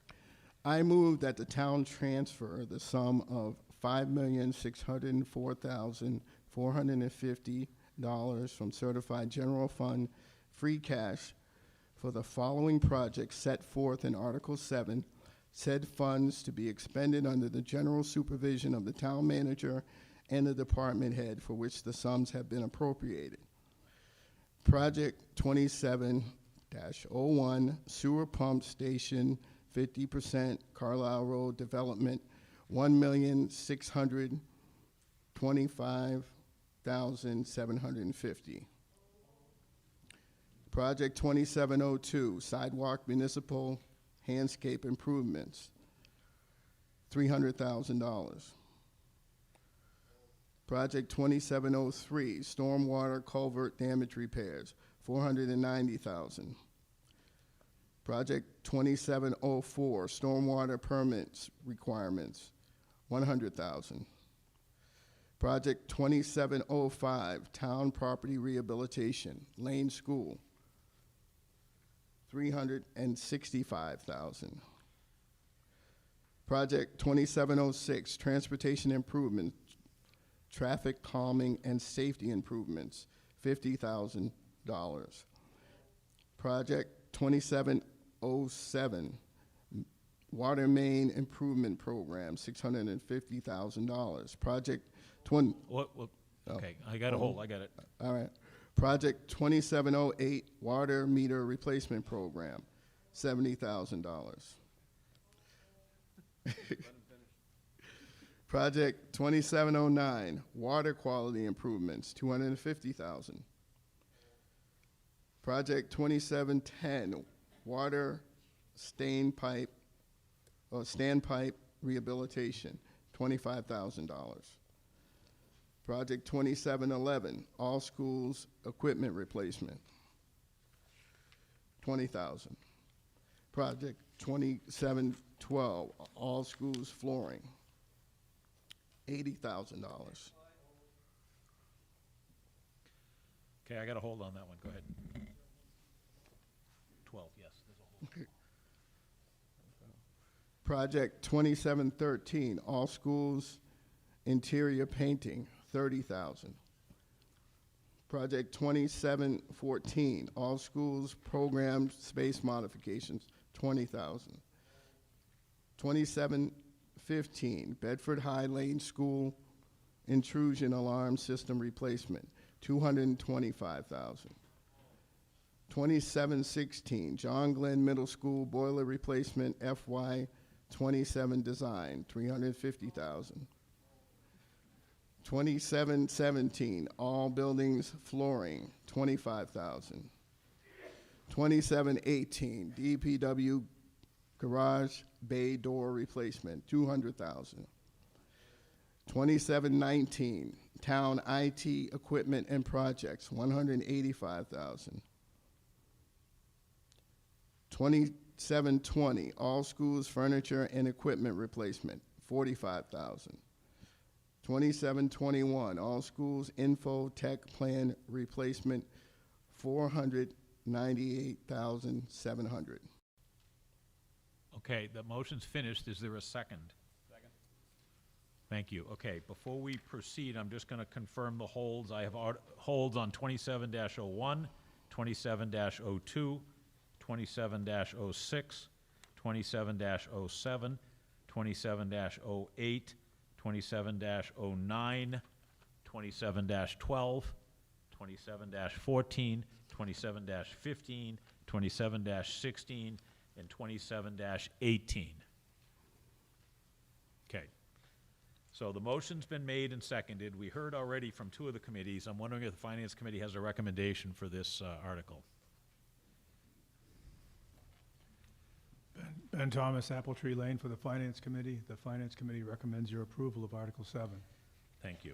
Okay, I think I'd like to continue with addressing the held items first and then circling back for the remaining items. I'd ask speakers to be as concise as possible. If you have two questions, ask them both at the same time, and while you get 3 minutes, doesn't mean you have to use it all. I'm going to recognize microphone 4 first. For this is 2701, held item sewer pump station program, 50% Carlisle Road development, 1625750. Mount. Nicholas Howard, 7 Daniels Drive. This applies to all of them, so I'm just going to say it first. I want to take a moment to make sure everyone understands a term attached to this motion, free cash, because the name can mislead. This is not a separate pile of money that exists outside the tax system. It's the result of prior taxes, timing differences, and conservative estimates, money that came from taxpayers and wasn't spent in the year it was raised. Using free cash instead of raising taxes this year doesn't make something free. It's simply drawing down what was already collected rather than collecting it again. So the real question isn't, do we want to use free cash? It's whether we want to spend this money at all, because if free cash goes unspent, it directly reduces the amount that needs to be raised from taxpayers. Thank you. Microphone 3, please. I have a question on State your name, 27-1. please, Robin. Oh, State your- Robin Steele, 7 Jeffrey Circle. How is it determined that the town would pay 50% of this if it's being done because of the development? There was actually some litigation that was involved, and arbitration occurred, and it was agreed that would be the split. Thank you. Microphone 2, please. Walter St. Ange, 102 Pine Hill Road. I want to follow up on that point because that was my question. An arbitration agreement obviously suggests some compulsion on the part of the town, and we obviously weren't planning to spend 50% but for this agreement. So given that we're now required to do this, 2 questions. You said we can appropriate this money or let the developer pay 100% of the costs and he would be reimbursed through fees or charges down the road. Is it correct that I'm assuming the reason we're willing to fund this up front is that our cost of funds would obviously be much less expensive than his, and his cost would be included in whatever he gets reimbursed? I don't know if that's the case, but I'm wondering about that. Secondly, is this a... Can I just, sorry, Walter, I said mention 2, but that was a complicated one. Do you want to respond, Mr. Parker? And then we'll get you to your second question. Okay. I could be wrong, but my understanding was that that was an old pump station, and that was due to be replaced anyway. And we were fortunate enough, as a result of the litigation, to get the developer to pay half. I'm happy to recognize the town manager if he'd like to either speak or... I'm not sure they've completely answered your first question. Hold on a second. Right. Good to hear. I was told that's exactly correct, but also our consultant, Sampson & Wesson, came up with that figure as well, the 50%. My follow-up question then is, I mean, this is obviously, we may have needed to replace the pump station eventually, but for the development accelerated that, or perhaps made it the need to rehab it to a greater capacity. And is this going to be a recurring issue with other developments in town that we need to be prepared for? Because it strikes me this is an example of the perhaps somewhat unintended costs of the zoning changes that we've been making at town meeting and the development that are arising from that, leading to these types of costs that are imposed on the town, which may be needed to come along sooner or later, but in some cases we'd be better off having to do it later than sooner. So is this becoming a template for other developments, and are we likely to see this recur with other projects? Thank you. I appreciate the statement. I'm not sure I can, really comment on what might happen in the future, but thank you, Walter. I do appreciate I'm just going to ask if the town manager might take a crack at that too, or give you some further guidance, Mr. Parker. Thank you, Mr. Chair. Through you to the speaker, this is a pretty unique situation due to the fact that it did result in litigation. So we don't see this exact type of situation very often. There is, though, a normal process through the planning board or zoning board where if there are municipal upgrades that are required, our local departments do provide comments on those projects, and you normally just have the opportunity through the planning process to say, for example, we would like the developer to contribute a few $100,000 towards this pipe upgrade or something else. So the idea of contractors or developers contributing to local projects does happen quite frequently. This happens to be a very large project and to be a little strange due to the litigation aspect, though. Thank you. Microphone 3, please. 197 North Road, and just to follow up on some of Walter's comments, I believe the litigation here happened because the zoning board had initially denied the permit for the developer to perform this project. The developer then chose to counter that in court and then wound up with arbitration with the selectmen. So the selectmen agreed because they wanted to see the project go forward. There are still, in my view, other ancillary things that are going to happen with this project that have been bumped, and my question is, the other ancillary thing would be what's happening at the intersection of North Road and Carlisle Road in terms of any intersection changes. I believe that's been bumped to a let's see, and I'm wondering, I just want to ask whether there's also going to be a cost that's already been committed to for any of those costs for that project. My second question, which is actually the finance. Can I just interrupt you? Yep. I'm going to consider that question to be out of scope of what we're discussing right at the Then I'll moment. make a Thank you. comment. My comment is Please. that I think that, to Walter's point, that some of these large developments that we believe we are in favor of, we are willing to punt to the future the expected costs the taxpayers are going to have to bear for them. And I believe that the intersection of Carlisle Road and North Road will be one of those implications. My second question, which is, in all previous warrants under funding source for capital projects, what has been said there is tax levy or bond. It has never before said free cash. On my question for the Finance Committee or whomever is, why are we now specifying that this is free cash this year in the warrant? Stand by. Mr. Town Manager, please. Through you, Mr. Moderator, previously the majority of capital projects were ultimately funded through free cash or a borrowing. The prior process that the town happened to go through, I think based on the recommendation of prior town managers or finance directors, was you would show raise and appropriate for many articles on the warrant, and then you would put all of the free cash in the budget at the very end to offset all of those projects. So it was the same funding source, but it was a longer, somewhat more confusing way to do it. In most communities, and I've confirmed this with our new finance director who's come on board, if you fund an article at town meeting with free cash, you just put it in that article so everyone can see it on each article. You know exactly where the funding's coming from. So we felt like putting it this way in the warrant was a cleaner and simpler way. That's all. Appreciate that. Thanks. Okay, I'm going to go back to microphone 3 one more time, please. Microphone 3. Stephen Steele, 7 Jeffrey Circle. Kind of a follow-up to Ann's question is, what's the useful life of this pump station?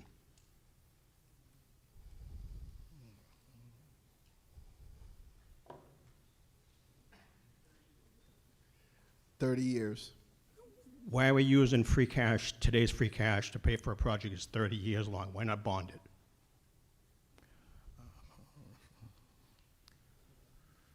Match the useful life to the people using it.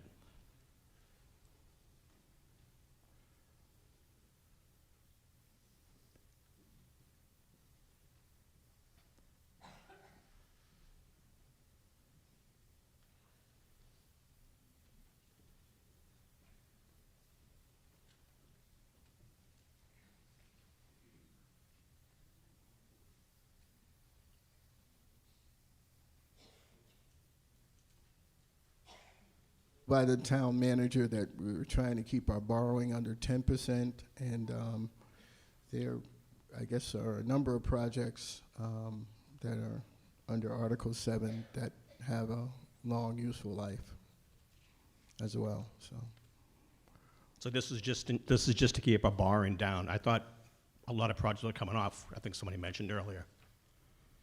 Some of the CPA projects are. Well, I mean, that's part of the reason.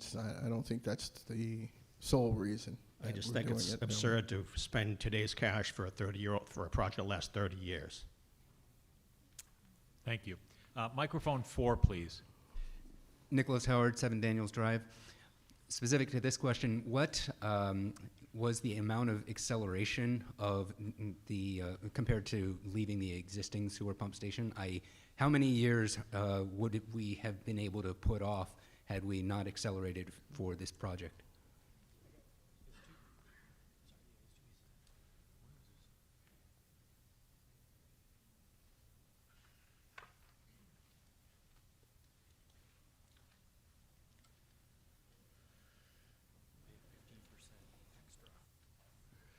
The town manager tells me that we would have had like another 5 years, but as part of the settlement, we made them agree to pay another $400,000 for that acceleration. Thank you. Microphone 2, please. Jerry Pfeffer, 28 Battle Flag Road. One comment about free cash is that if it's appropriated from free cash, my understanding is the money can be spent immediately. You don't have to wait till July 1st. Unless I'm wrong, is it the intention to expend any of this money right away because there is some need to do that?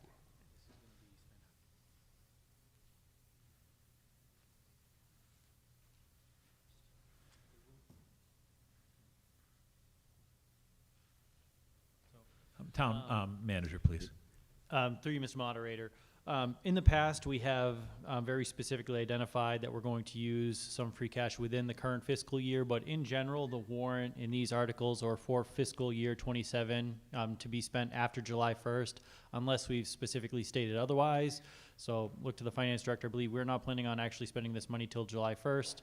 In general, though, I would note that the use of free cash would be a little bit quicker than pulling borrowing together. Thank you. Last speaker on this one, microphone 3, please. Angel Pettit, 16 Beverly Road, and I'm speaking only on myself, not on any committees that I'm on. This is kind of a follow-up to Mr. St. Ange's comment, and I apologize ahead of time if this is a ridiculous question, but first question is, did I hear you correctly that said if we did not approve this amount of money, that the developer would then just collect this same amount of money via sewage fees, water fees, et cetera? That's correct. So I guess my follow-up question then becomes, why would we approve this large amount of money now and not just allow him to collect this over time with the fees that are going to be charged to the community anyway? Complex question. Let's give us a second to figure it out. I don't think it's that complex.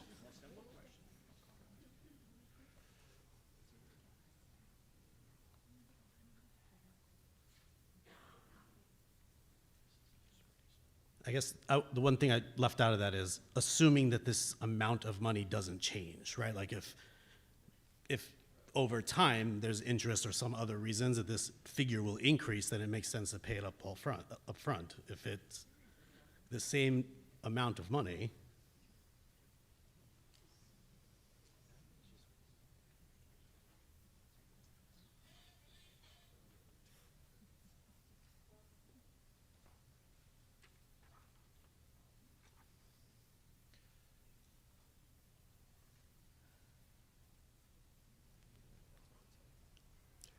All right.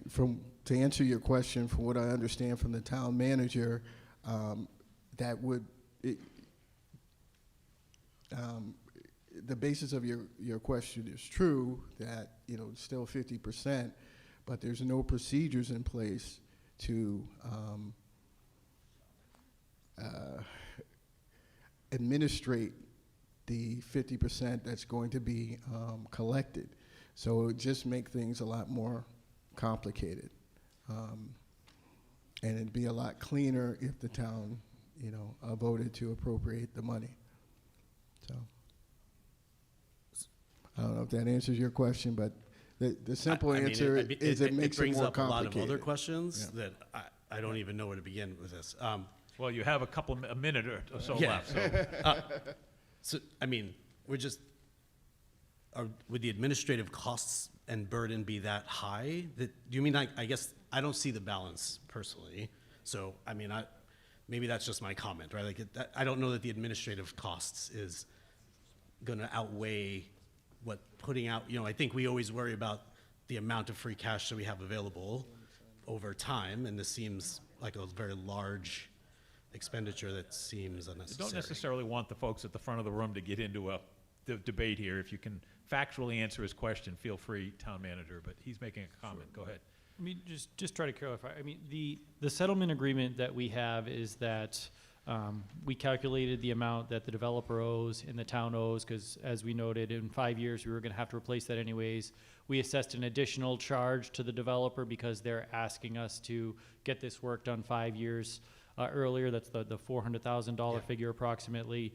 The language regarding if this vote fails, the developer is still only owed 50%.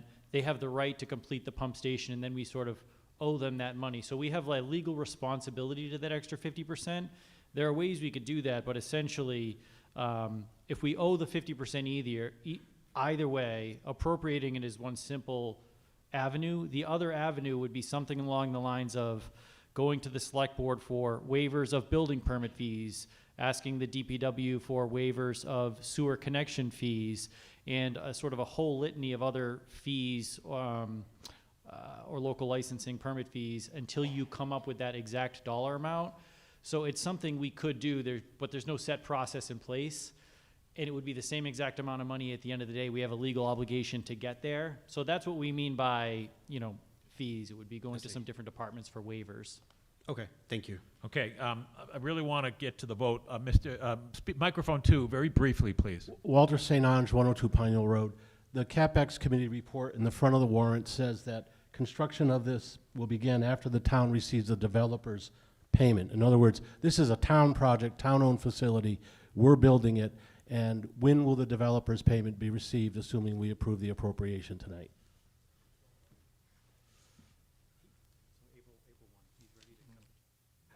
April 1st. Okay, thank you. We're going to move on to a vote here. This is Project 2701, Sewer Pump Station Program, 50% Carlisle Road Development, $1,625,750. This only requires a majority vote. All those in favor, please raise your cards. Thank you. All those opposed? Thank you. I declare it passed by a majority vote.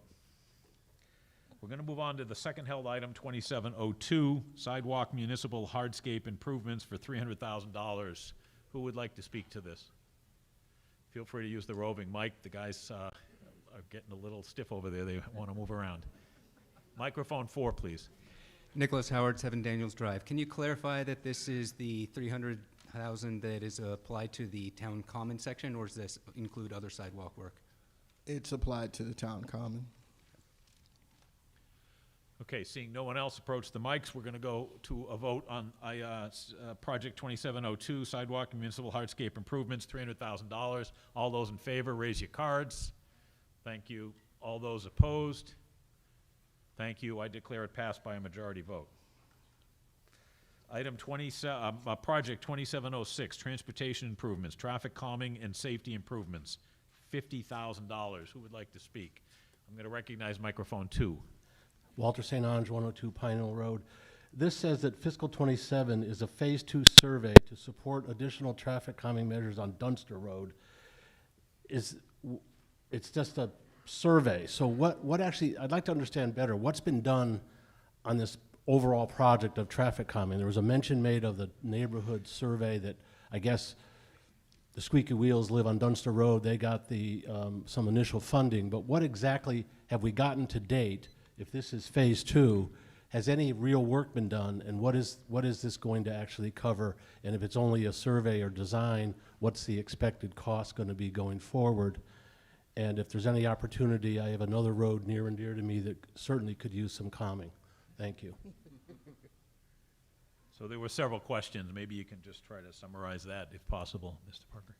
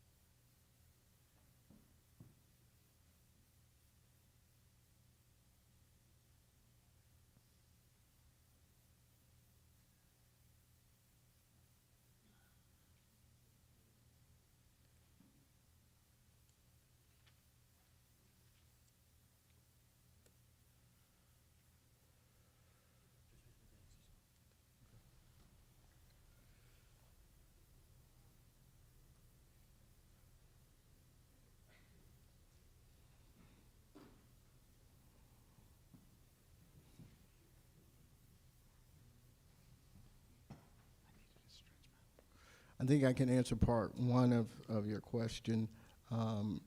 It say what?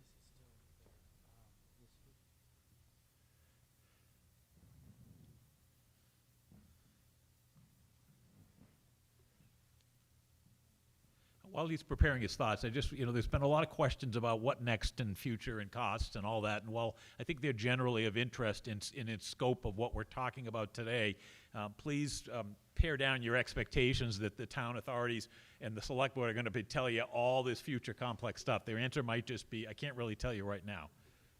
Please go ahead, Mr. Parker. I'm told that there's a two-phase program, if you will. One, they're going to have temporary signage put up, and then two, the speed is going to be tracked to see what additional work needs to be done. And right now, there's no way to tell what the eventual costs will be until that two-phase study is done. Mr. St. Ange, I'm going to assume you're still speaking from the last time. Go ahead. Yes, thank you. It seems to me that this is a sort of project that just, all it does is just give consultants a reason to exist continuously. I really don't see, it's not that hard to figure some of this stuff out, but beyond that, I think the issue is the reason, if we do these studies, then we're going to be told next town meeting or a later town meeting, well, we did a study, so now we don't want to waste that money, so we need to proceed with $1 million to spend doing whatever. And that's why I'm trying to get a sense of what is this leading to. That's the focus of my question, but thank you. Thank you. Microphone Walter. 3, please. Ann Bickford, 197 North Road. I'm going to speak to what this project has been to date, based on my knowledge with residents that live on Dunster Road. Dunster Road goes in a semicircle that goes off Pine Hill Page Road, that goes past the Bedford Village Apartments, and then back the other side. There's been significant issues of safety related to pedestrians walking. There's no sidewalk, and the speed of the vehicles. So this actually came about through an excellent process that the town has set up, whereby individual communities, if they feel they have a safety issue, can apply an application to the town to say, we think there's a safety issue of the following kind in my neighborhood because people are cutting through, please come help. And I know I always stand up here and be cranky, but I think this is one instance where the town is in fact doing an excellent job of trying to meet what they put into process for this process. So they've met with the community, they have done initial traffic studies, they've done some initial thinking about and taken some initial steps, I don't have the details, to try to slow traffic down. That has not worked, and so this money will help to pay for the additional data collection that is needed and putting up temporary signage to see if that helps, to see what can be done, because right now there is a safety issue as cars speed around the corners where there are no sidewalks and people are walking their dogs. So I give kudos to the town and the DPW people who have been putting this forward, and I fully support this funding. Thank you. Thank you. I'm going to recognize the remaining 3. It used to be 4, 3 speakers at the microphone, then we're going to a vote. Microphone 4, please. Nicholas Howard, 7 Daniels Drive. While I am very appreciative and support the general idea of having these traffic studies for certain neighborhoods, let's face it, this neighborhood is a 3/4 loop that cuts off a quarter-mile stretch of a busy road. It's not one that people are taking as a bypass, because even if you bypass it, you're not making any progress. It's just a road that services the people who live on that road. This isn't really a study situation. This is an enforcement situation, and that should be the focus rather than spending lots of money on a bunch of lines and signs that the people who are violating the safety in that neighborhood are ignoring. Thank you. Microphone 2, please. Bruce Young, 31 Dunster Road. I want to reinforce what the woman here was saying about the danger, the speeding of cars, the amount of cars. Yes, it's a U-shaped road, but it is used a lot by other people that live on accompanying roads, and they walk their dogs, their kids play on bikes, etc. Now, for those of you who know Dunster Road, there's half of it which is quaintly called Old Dunster Road, and it probably was designed, I don't know, 50 years ago, maybe more than that, before the Bedford Village was put in, and all that traffic was added to Old Dunster Road. There are no sidewalks on Old Dunster Road. There is a very dangerous curve, which is not visible to traffic coming around either way on that curve. And so we had the initial study done. The speeding was definitely an issue. What they did was paint lines down the middle of Old Dunster Road and also put in a do not enter sign on one half of a small island on that end of Dunster Road to keep cars going in on one direction, coming out on the other direction. That has not seemed to quell any of the speeding. It has certainly not done anything for the volume of traffic, and there are a number of people that I have observed cutting in on where it says do not enter. People have cut in on that side anyway. So I think the issue is not just for the safety and peace of mind of people on Dunster Road, but a lot of people do use, excuse me, a lot of people do use Dunster Road to walk their dogs, and they have no real safety on the Old Dunster Road portion of it. Thank you. Thank you. Microphone 3, please. Dawn LaFrance, Linden, 9 Hartford Street, Chair of the Transportation Advisory Committee. One thing many people might not know is the traffic calming policy has been adopted by the town and is available to all residents. Basically, if you go to the town's website, you can look at the procedures necessary if you're concerned about the traffic calming in your area. As for Dunster Road, this has been a process that has been underway for a couple of years now. And the very idea of it is that you need to have a large number of the residents in an area all sign up together and bring this to the town's attention. And then what the town does is we start with the most cost-efficient methods that we know of, which are signage and striping, basically, to see if we can address it without great expenditure to the town. And then we can measure our effectiveness. And if needed, then we can look to see if it's effective. If it's not, then we go to the next step. What is the next move that the town can take to make the traffic calmer and to make it safer for the residents? So please support the traffic calming measures. It's important to everybody in the town. And if you have a concern about the safety in your area, please get your neighbors together, put a petition together, and let us know.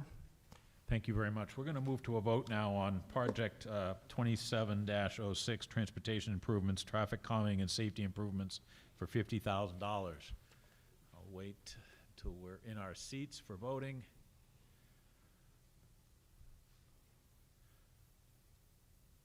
Okay, all those in favor, please raise your cards. Thank you. All those opposed?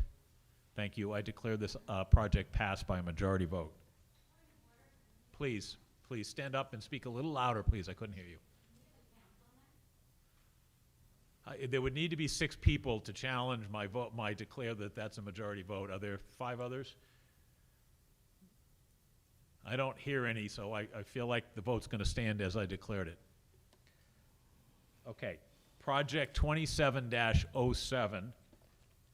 This is Water Main Improvement Program, $650,000. Microphone 2, please. Walter St. Ange, 102 Pine Hill Road.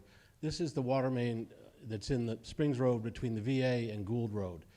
The parking lot just past the VA, it's part of Middlesex Community College, is owned by the Commonwealth of Massachusetts. They have proposals in hand to develop that parking lot as a housing project. My question is, if that's presumably going to go forward unless those become just completely unacceptable to the Commonwealth, which seems doubtful given their desires to promote what they call surplus property disposition. So is the water main improvement along that stretch of the roadway going to have to be dug up, replaced in connection with this project, or is that work going to last for the usual life of a water main project? And if it is going to last long enough, this seems to be a good example of what Stephen Steele mentioned earlier. Why not bond this $650,000 when it has such a long useful life, and not bond what is listed for bonding later, a couple of vehicles which have a much shorter life? With those would seem more suitable for free cash, and you'd still end up with the same total amount of debt. But that's just a comment. My question is really, is this part of the project going to survive the development of the parking lot as a housing project? That's another one of those future-looking questions, but I think it might be answerable. Does anyone have any feedback? Well, my understanding is that the project will continue replacing and rehabilitating the pipes. So it's going to be ongoing.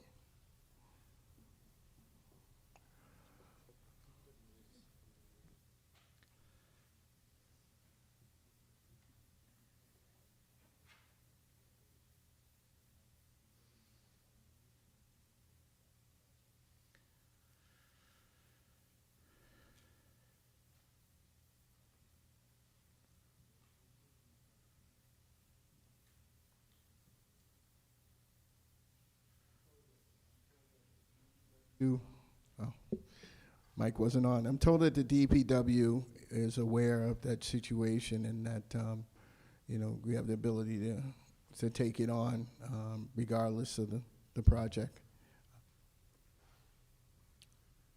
Okay, thank you. Microphone 3, please. Stephen Steele, 7 Jeffrey Circle. In the past, we always bonded water main projects, and the reason being is MWRA offered us zero interest bonding. Is that program still available? I'm told it is.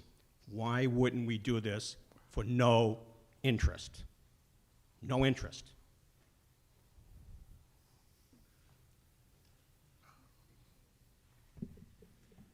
I'm going to interpret that as an actual question. It was a little bit rhetorical, but I'm going to wait a second to see if anyone wants to react to your comment.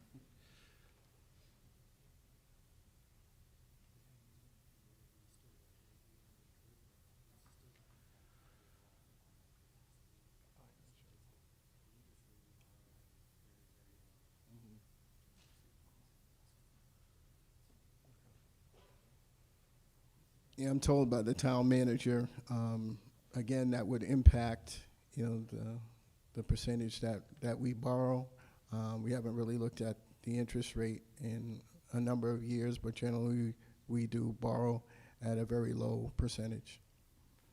Thank you. Last speaker on this item, microphone 4, please. Nicholas Howard, 7 Daniels Drive. In light of that last development, I would encourage we vote this down. The town can bring it back up in the fall under a bonding issue at that time. Thank you. Okay, we're going to move to a vote on project number 27-07, Water Main Improvement Program, $650,000 to be funded through free cash. All those in favor, please raise your cards. Thank you. All those opposed? I'm not going to call that. Okay, all right, we're going to have to go to a counted vote on that. I'm not sure it met the majority threshold. We're going to need a minute to grab some voting tellers. Mr. Hurwitz, if you're willing to help, please come down. And if anyone wants to participate in the continued vote, please stay in the auditorium and stay in your seat.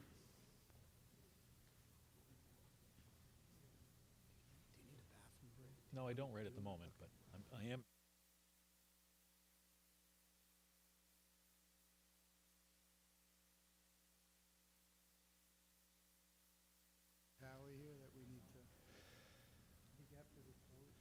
So we just need a little bit of preparation. We're going to come and vote sections of the aisle and record them, and we're going to do the summation math a little slower than we did last time, so bear with us. And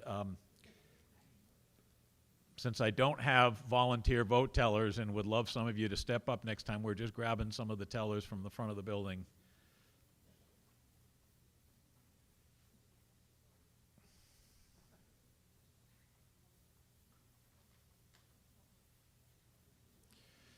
And I'll make an editorial comment. If any of you think that electronic voting for town meeting is money well spent, then please feel free to speak up to the authorities.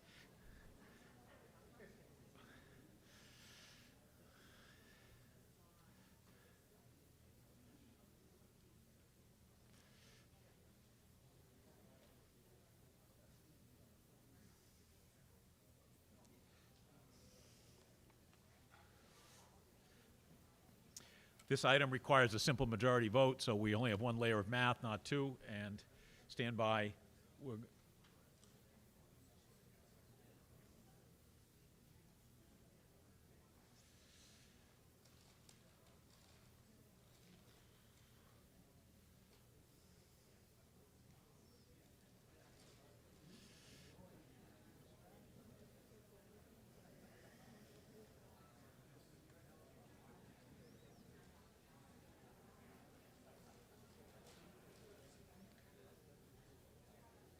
So we're going to first vote the affirmatives, and they've split it into sections. So it's going to be everyone in favor, hold your cards up into your sections. And what I asked Kelly to do was to calculate the math, and we're gonna check the math. And she's going to bring it up. She's gonna bring it up, we're gonna just verify everything, so we're Okay.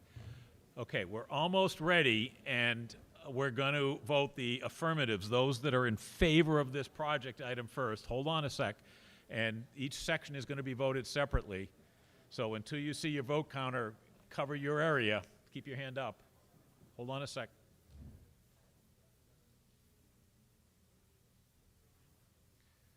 That includes the front of the room. There'll be a separate count for you. And Kelly, are we ready? Okay, so all those in favor of this motion, please raise your cards and keep them held while we count them.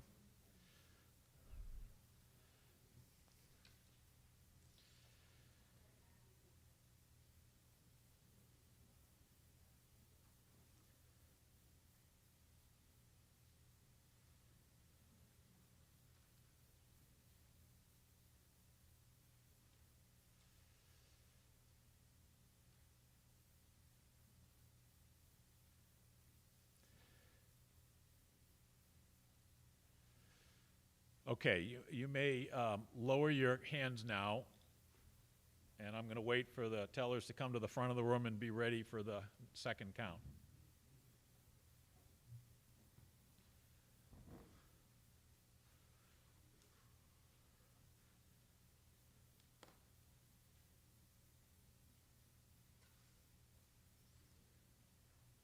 Are we ready, Kelly, do you think? Everyone ready?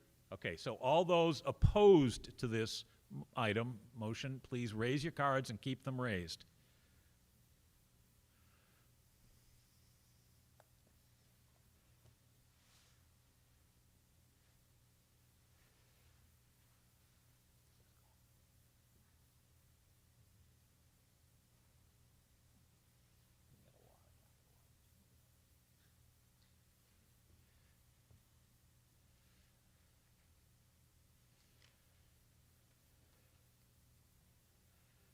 Okay, all the votes have been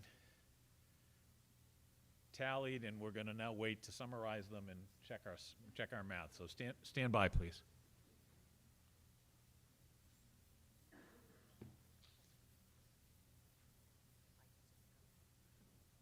I want her to come up. That was my deal. Get Kelly. She should be responsible. It was this first layer of math.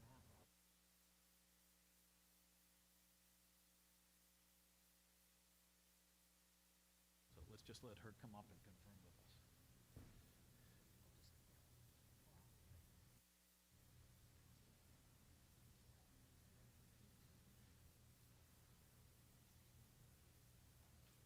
I guess in theory, I can cast a vote.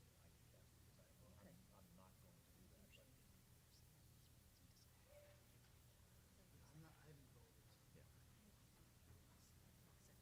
so if this is exactly a tie, or we could choose not to.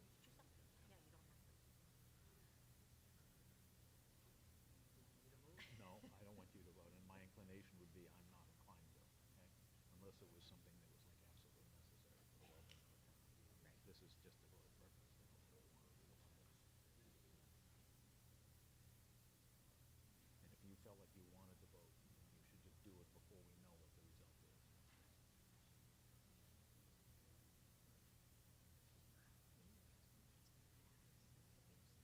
It was close, but then when I see the counter vote, the yeses didn't seem as many the second time.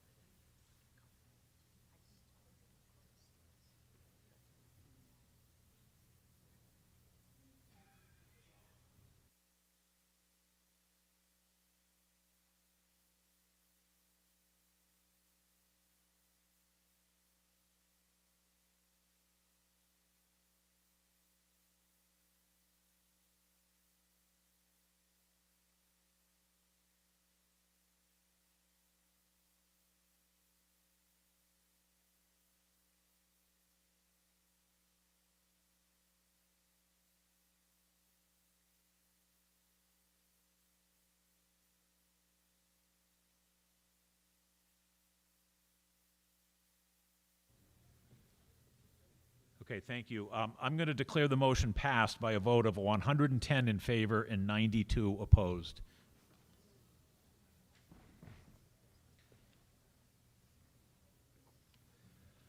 Thank you. That was not too long. 2708, water meter replacement program, $70,000 coming from free cash. Who would like to speak to this one?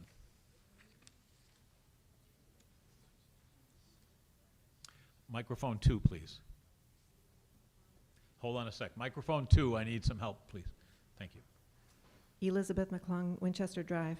I had 2 questions, if that's okay. Yes, please. The first one is, where can we access the town's data privacy policy for these meters that collect the data from individual homeowners? That's my first question. And the second question I had is, are these meters accessible by the town in some way to access or control the devices remotely?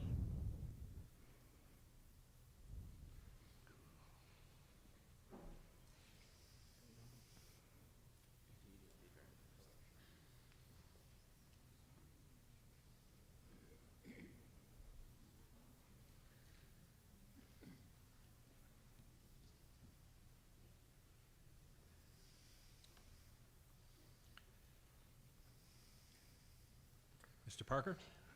Yes, I'm told by the head of DPW that it's just a meter. They can't really affect it in any way and provide that data publicly. So there's But is no- there's no data privacy policy then for the town, for the data that they're collecting? I would think it would be under the general data privacy policy. Is that correct? Okay. It just reads your meter. It doesn't keep evidence of what the reading No. were. I'm sorry, I thought I understood that there was something that would indicate like there was a way for them to tell if there was a leak or something like that, so somebody was getting the data somewhere.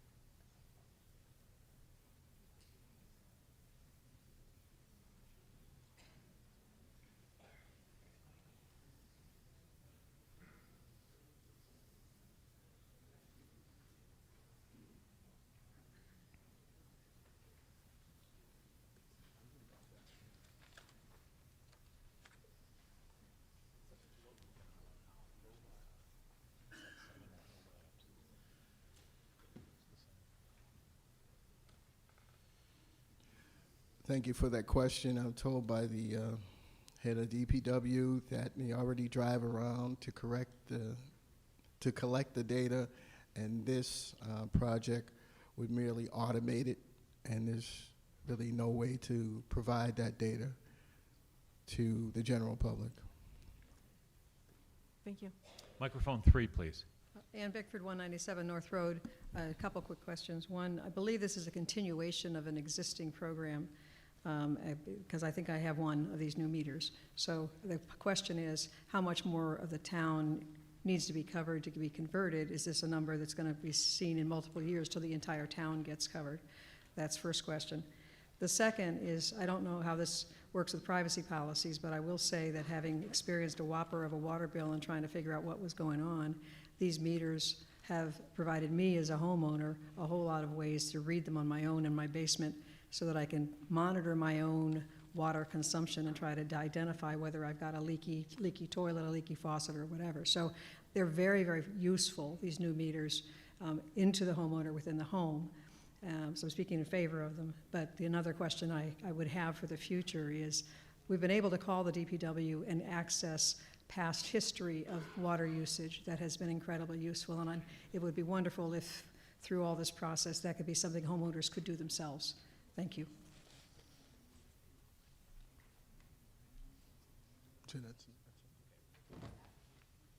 Sorry about that. Microphone 3, please. Yes, well, I just wanted to make this comment. I'm told by the DPW director that that will be a future project. Okay. Go ahead. Steve, please Stephen state your name. Steele, Yeah. 7 Jeffrey Circle. This kind of goes back to data policy. Will this information ever be provided to vendors? Right now, there's no way to do that. Okay, thank you. Okay, we're going to move to a vote on this item. It's Project 27-08 Water Meter Replacement Program for $70,000. Okay, all those in favor, raise your cards. Thank you. All those opposed? Thank you. I declare that passed by a majority vote.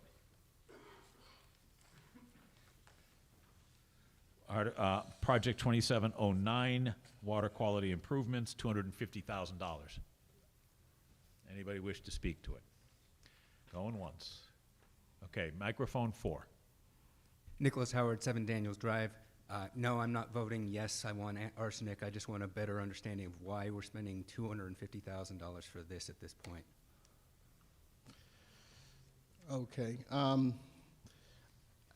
probably can give you a little bit more detail on this. Copper and lead have been the focus for FY25, FY26, and FY27 due to changes in federal law. The town is required to inspect water services and replace old lines. So, it's something that we have to do. Okay, we're going to move to a vote on Project 2709, Water Quality Improvements, $250,000. All those in favor, raise your cards. Thank you. Any opposed? Thank you. I declare it passed by a majority vote. Okay, we're still working down the list of held items. Project 27-12, All Schools Flooring, $80,000. Microphone 2, please. Walter St. Ange, 102 Pine Hill Road. This is listed in the detailed description as $80,000 this year, $80,000 for all 6 years of the plan. But the narrative says this fiscal 27 work will be focused on cracked tiles at JGMS and Davis School that are a trip hazard. $80,000 seems like a lot of money for cracked tiles. Can someone from the school committee or the school superintendent please tell me what percentage of the tiles are unsafe at these schools and that need to be replaced? It just seems like a very expensive project. So I'd be curious to know how much is actually work is going to be done. Thank you.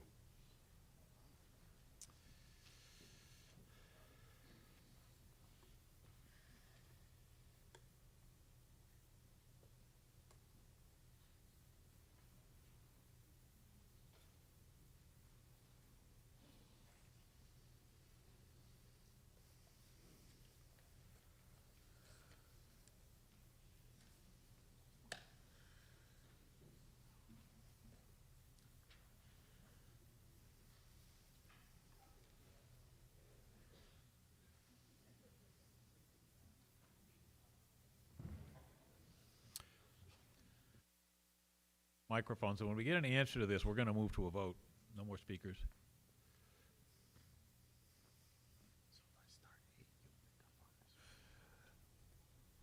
Thank you for your question, Walter. The town manager tells me that it's not just tile replacement, meaning just replace a tile here or there.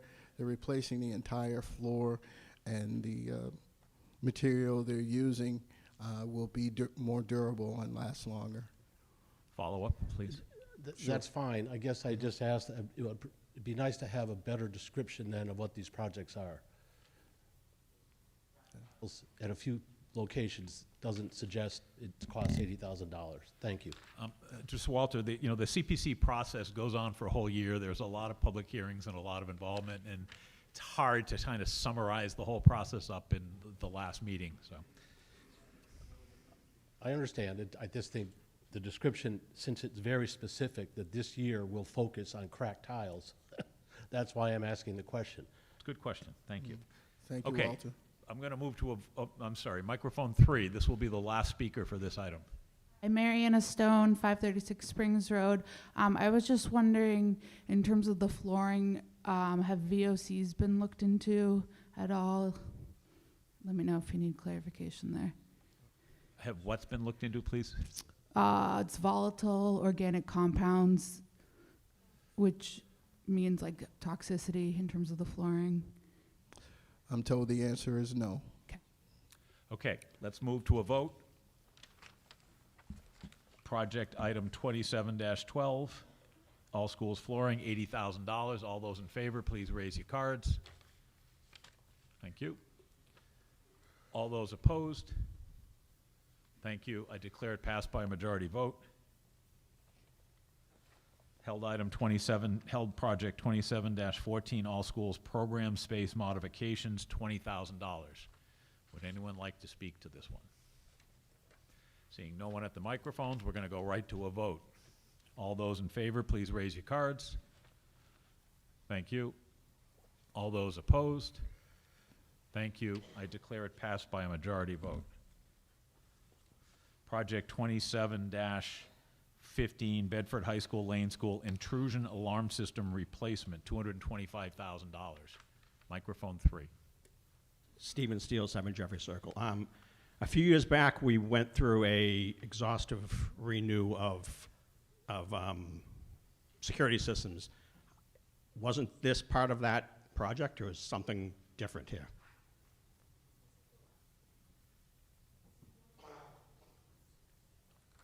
This is one of the last portions. If I'm not mistaken, that was a whole replacement. Why wasn't this included?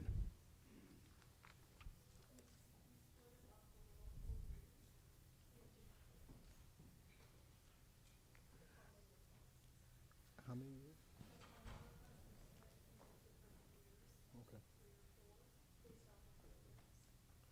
Okay, the funding requests were split into different years.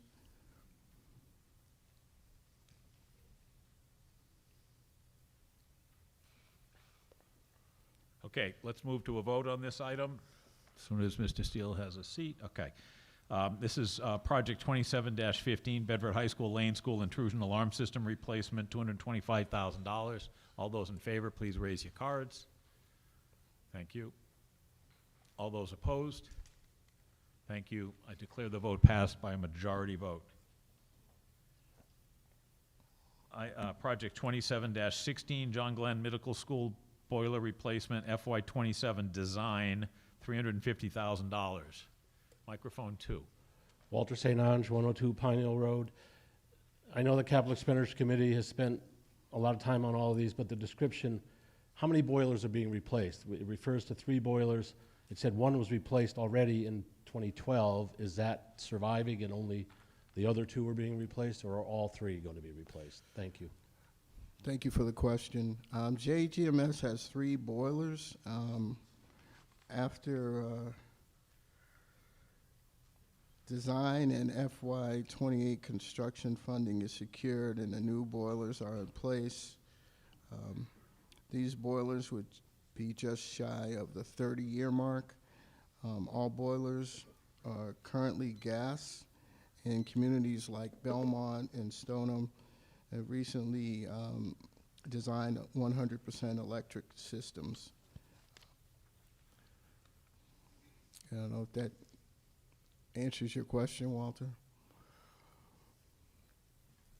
No. Okay. Walter, if I could just ask if you just stay at the if you think you'll have a follow-up, stay there rather than go back to your seat. Okay. How many boilers are being replaced? 1 was replaced, according to the text, in 2012. That can't have a 30-year useful life that's already expired. So is that one being kept and only the other 2 were being replaced? I just find the narrative here confusing. Okay. I'm told by the town manager that the study will look at all 3, and we won't know until we get the results of the study. Thank you. You're welcome. Microphone 1, please.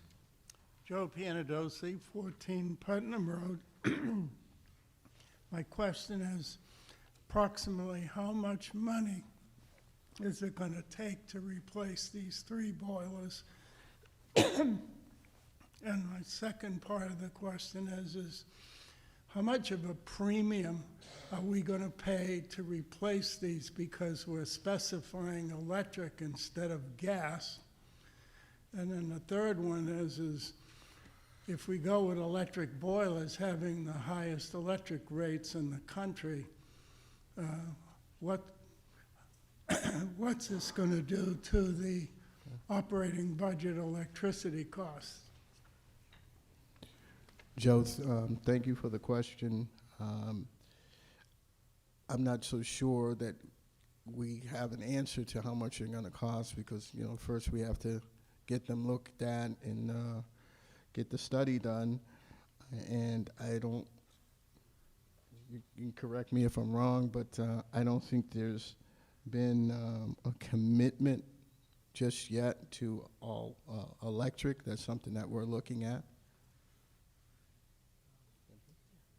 And third, is any impact on our utility costs in general? Any comment about that in future? There's probably not going to be any cost savings because efficiency doesn't necessarily equate to cost savings, but what it would do is put Bedford further on the road to our commitment to zero emissions by 2050.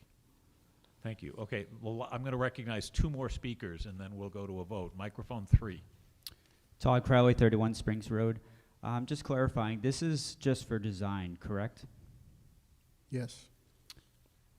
I'm not familiar with this space. I didn't know if you could break down it a bit in terms of $350,000 for boiler replacement. Are there surveys done? Is it temperatures? I'm just confused as it seems quite high considering, you know, the fields was like $100,000 or something.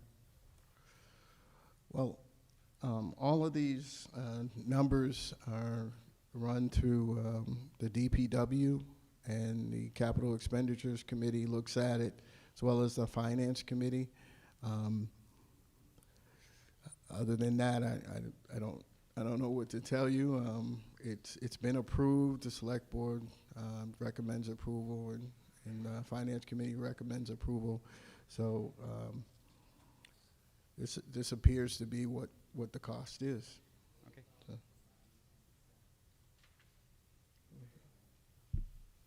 Okay, one more speaker, please. Microphone 3. Yes, Judy Tody, Hawthorne Lane. I actually have comments that address that relative to some of the other comments that have been made. Speaking as a retired engineer, I mean, typically a design study looks at many options, and then the firm doing the design study will present those options as you know, whether it's gas, whether it's electric, different options. It doesn't commit you to a single design solution. So trying to answer questions as to, you know, why electric, not gas, let the design study play out and let it determine, you know, what's going to be done. And I'm sure that, you know, there are benchmarks for, you know, design studies of this magnitude that I would theorize were taken into account when this proposed amount was added to this article. Thank you. Thank you. We're going to move right on to a vote now on project 27-16, John Glenn Middle School boiler replacement FY27 design for $350,000. All those in favor, please raise your cards. Thank you. All those opposed? Thank you. I declare that passed by a majority vote. We have one more held item. It's project 27-18, DPW garage bay door replacement for $200,000. Microphone 1, please. David Williams, 17 School Ave. Just how old is this door, and why is it needed to be replaced? The door was installed in 2003, which is hard to believe. That's, what, 23 years ago? Or 22, 23 years ago?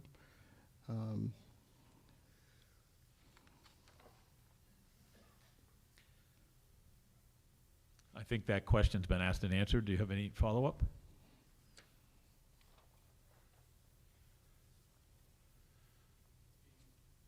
Microphone 1, please. Is it being replaced because it's too old? The question is, why is it being replaced?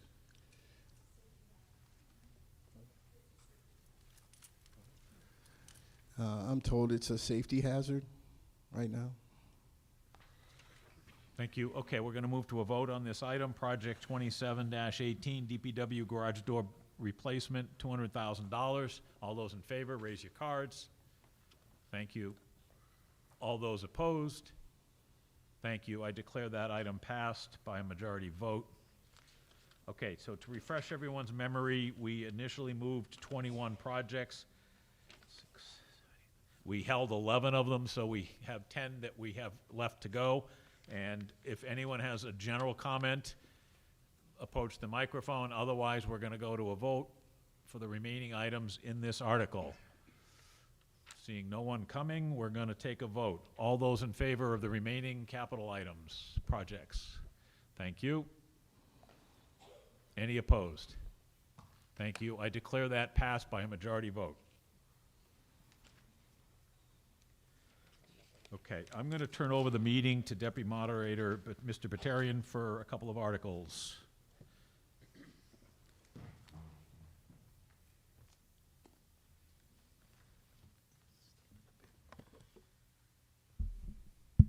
Okay, thank you, Mr. Moderator, and Mike Batarian for the record, 155 Davis Road. And Article 8, Mr. Parker.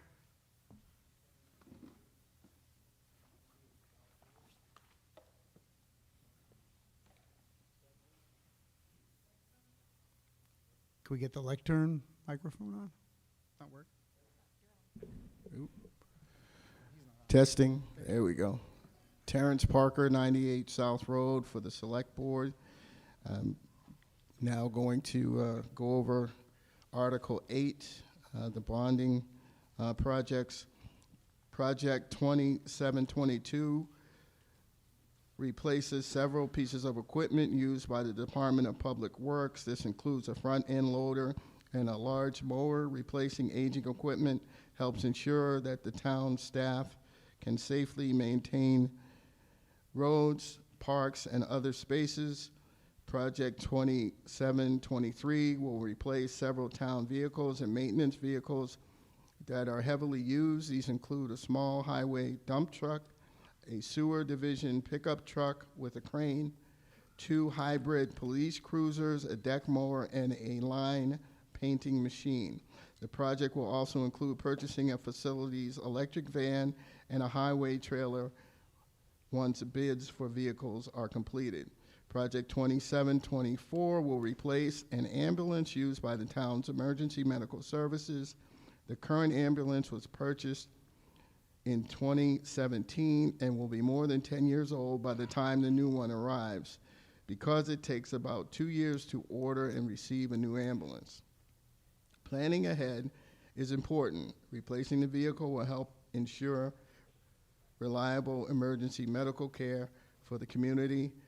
The Capital Expenditures Committee recommends approval of Article 8, and the Select Board recommends approval of Article 8. Thank you, Mr. Parker. So like the prior article and the CPC article, we've got 3 different parts. They can all be held. I'm going to let Mr. Parker continue with his motion.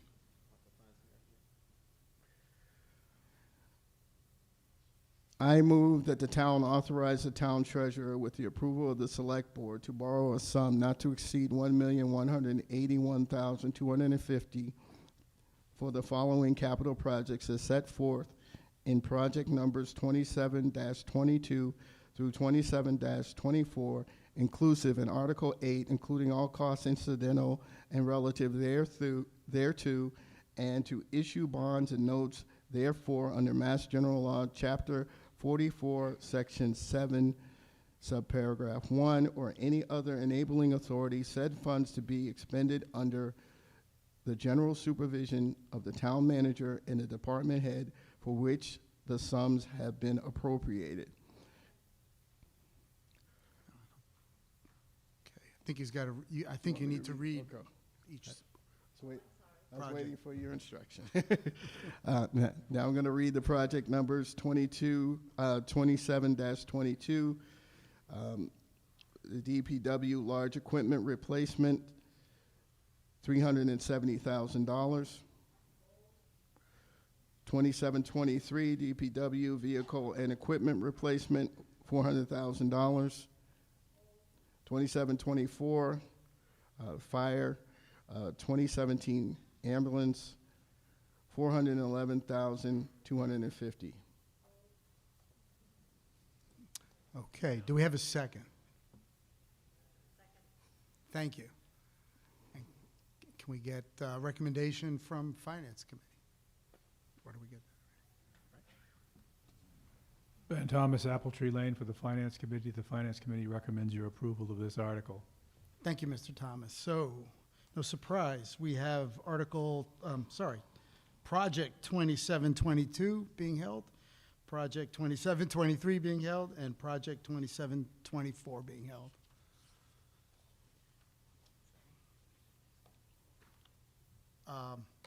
Take questions at microphone 3. Thank you. Ann Bickford, 197 North Road, 2722. What is the useful life of each of these pieces of equipment that we'll be bonding it over? Thank you for that question. We have a front end loader. It's replacing a 2008 front end loader, and the front end loader generally has a 17-year useful life. We also have a large mower, which is replacing a 2019 mower that usually has a 10-year useful life, but our current mower has mechanical issues, so we're replacing it a little sooner than normal. That's this article. One more question. In the past, I'm not sure, I don't recall that we have actually bonded this large equipment or the vehicle and equipment replacement. We've sort of flipped the things that we're getting out of free cash versus bonding. In the past, we would bond the things that had a very long life, like the water main improvements, but that these, because they can have variable lengths of life, as you just mentioned, it might have a 10-year life on the books, but only lasts 5 years, we took out of free cash. So the question for capital expenditures, or somebody, is why are we choosing to bond the equipment at this point in time in departure of what I believe has been past precedent? Okay, thank you for the question. Yeah, can we get an answer from recognized town manager? Or not? Just to be clear, I'm sorry, I should have elaborated. So we are talking about Project 2722? That's correct. Yep. Exclusively, and then we'll be voting on this as soon as all questions are answered.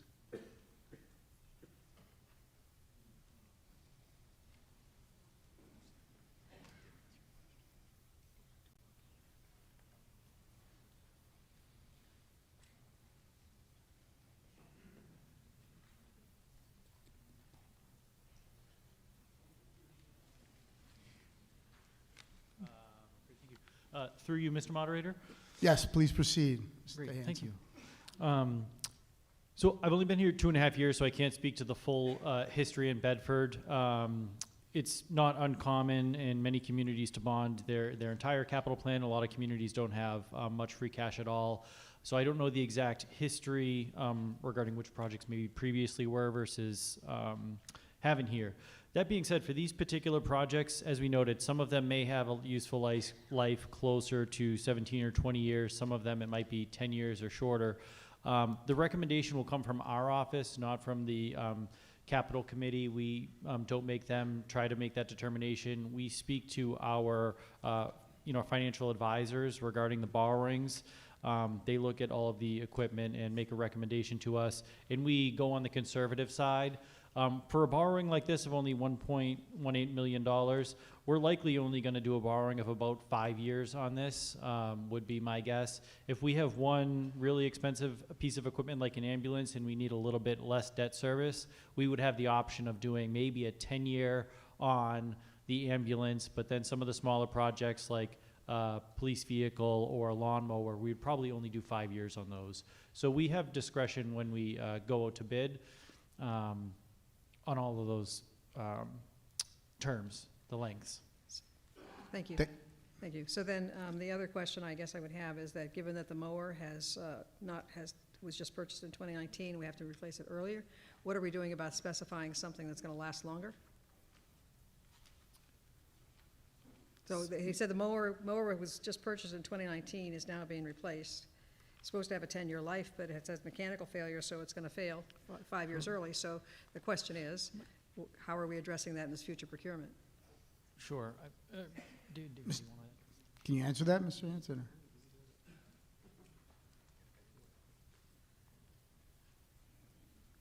Yeah, essentially. I mean, it looks like you have a specific comment, though.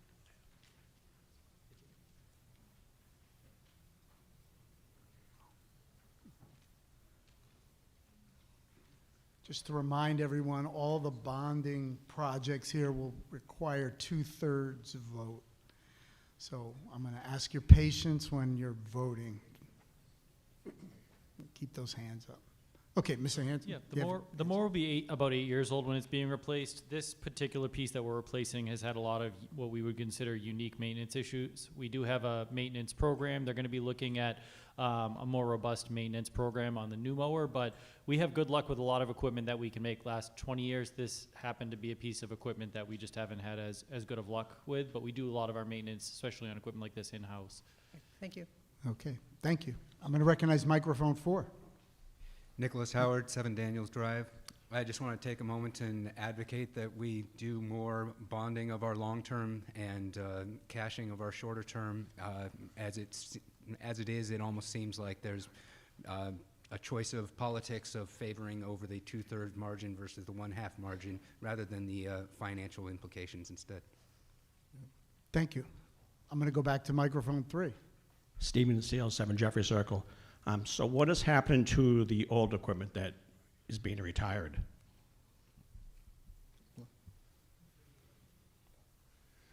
You're going to trade it in? Okay. And another question. I think Matt mentioned that he's only been here a couple of years. If I'm not mistaken, there was a policy of almost like a dollar limit and a useful life of what we would bond. So that policy, what did exist? Maybe we should resurrect it and start applying that policy to these. Okay, thank you. I don't see anyone else at a microphone. Again, this has to pass by 2/3. And I'm going to ask you, hold your cards up until I ask, until I'm ready. So all in favor? Put those cards high. Okay. All right. And all those opposed? Okay, I'm going to declare that. All opposed, please? No? Okay, I'm going to declare that passed by 2/3 vote. Project 2723. Questions? And recognizing microphone 3. 197 North Road, Ann Bickford. Again, if you could put up the slide that details these of what's in here. I'm just interested in the useful life of each of them. The ones that are being replaced, how old are they? And again, a suggestion that if that was on there, if it says a 2005 Highway Division dump truck, then these questions wouldn't be needed, for instance. Thank you for your question. We have a Highway Division small dump truck. It has a useful life is 8 years, but this particular truck is heavily used. We have a utility pickup that's replacing a 2017 pickup truck with a useful life of 10 years. We have hybrid cruisers, 2 at roughly $65,000 each, replacing 2021 vehicles, but these vehicles are run constantly and they usually get replaced every 5 to 7 years due to heavy use. We have a deck mower, replacing a 2018 mower with a useful life of 8 years. And we have a DPW line painting machine, replacing a 2019 such machine with a typical useful life of 8 years. All of this equipment has a great deal of wear and tear, so early replacement is appropriate in this case. Thank you. You're welcome. Thank you. I'm going to recognize microphone 2. Walter St. Ange, 102 Pine Hill Road. The CapEx committee report on this item includes the very hopeful and optimistic sentence, if bids come in under budget, one electric facilities van and/or one highway division trailer may also be replaced. I'll be a little bit less optimistic and ask what happens if bids come in higher than expected, what will fall away? The lowest cost items, or is there something else that you would give up first?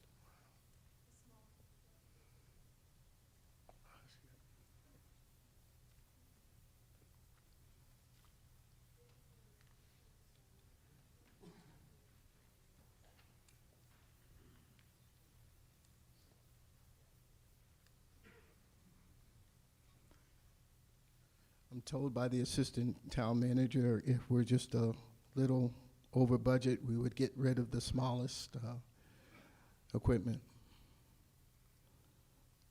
Very good, thank you. I don't see anyone else at a microphone, so we're going to proceed to vote again, 2/3, and again, keep your cards up. All those in favor of Project 2723, and all those opposed. And I'm going to declare that has passed by 2/3 majority. And we are now on to Project 2724, which is the 2017 ambulance replacement. And I'm going to recognize microphone 3. Ann Bickford, 197 North Road. Quick question, so will the ambulances being replaced be completely retired and taken out of service? Or is it anticipated that we will be operating with that one in service for as long as it will last? So we'll have two, if the way this comes out. I believe it'll be taken out of service. Okay, thank you. Okay, thank you. All right. See, there's some activity at microphone 2, but I think we'll just continue with microphone 3. Stephen Steele, 7 Jeffrey Circle. So how many ambulances will we have when this is put in service? 2. Thank you. We'll have 2. Yeah. Thank you. And we're going to stick with microphone 3. Mariana Stone, 536 Springs Road. So in the case of an emergency, do we dispatch one of those 2 ambulances, or are are there other companies that are contracted that we call, or are we solely using those 2? Let me know if that doesn't make sense.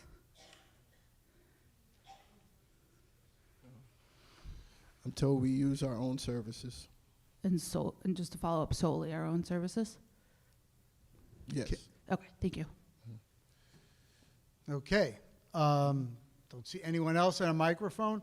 Again, we're voting on the Project 2724, 2017 ambulance replacement. Again, it's still 2/3 vote. All those in favor, please raise your cards. Thank you. And all those opposed, please raise your cards. And I'm going to declare that as passed by 2/3 majority.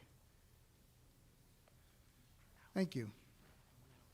We're going to move on to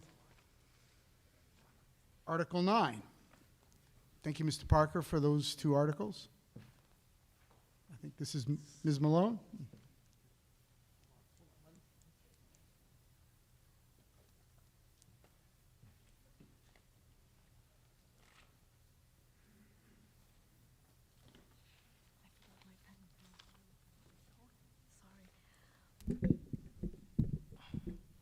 Popa Malone, 195 Carlisle Road, for the Select Board. I move that the town appropriate the sum of $303,286 from the PEG Access and Cable-Related Fund to be used for PEG Access service programming and all other necessary cable-related purposes for the fiscal year beginning July 1, 2026.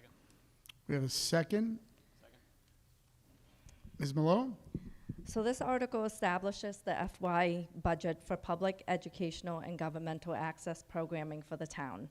PEG access programming is provided by Bedford TV, an independent contractor to the town. The monies for this budget come from subscriber fees paid to Verizon and Comcast, the 2 cable companies that provide services in Bedford. Those monies flow into the town's special revenue account for PEG access programming and must be appropriated by town meeting before they can be spent. They are not part of town's operating budget.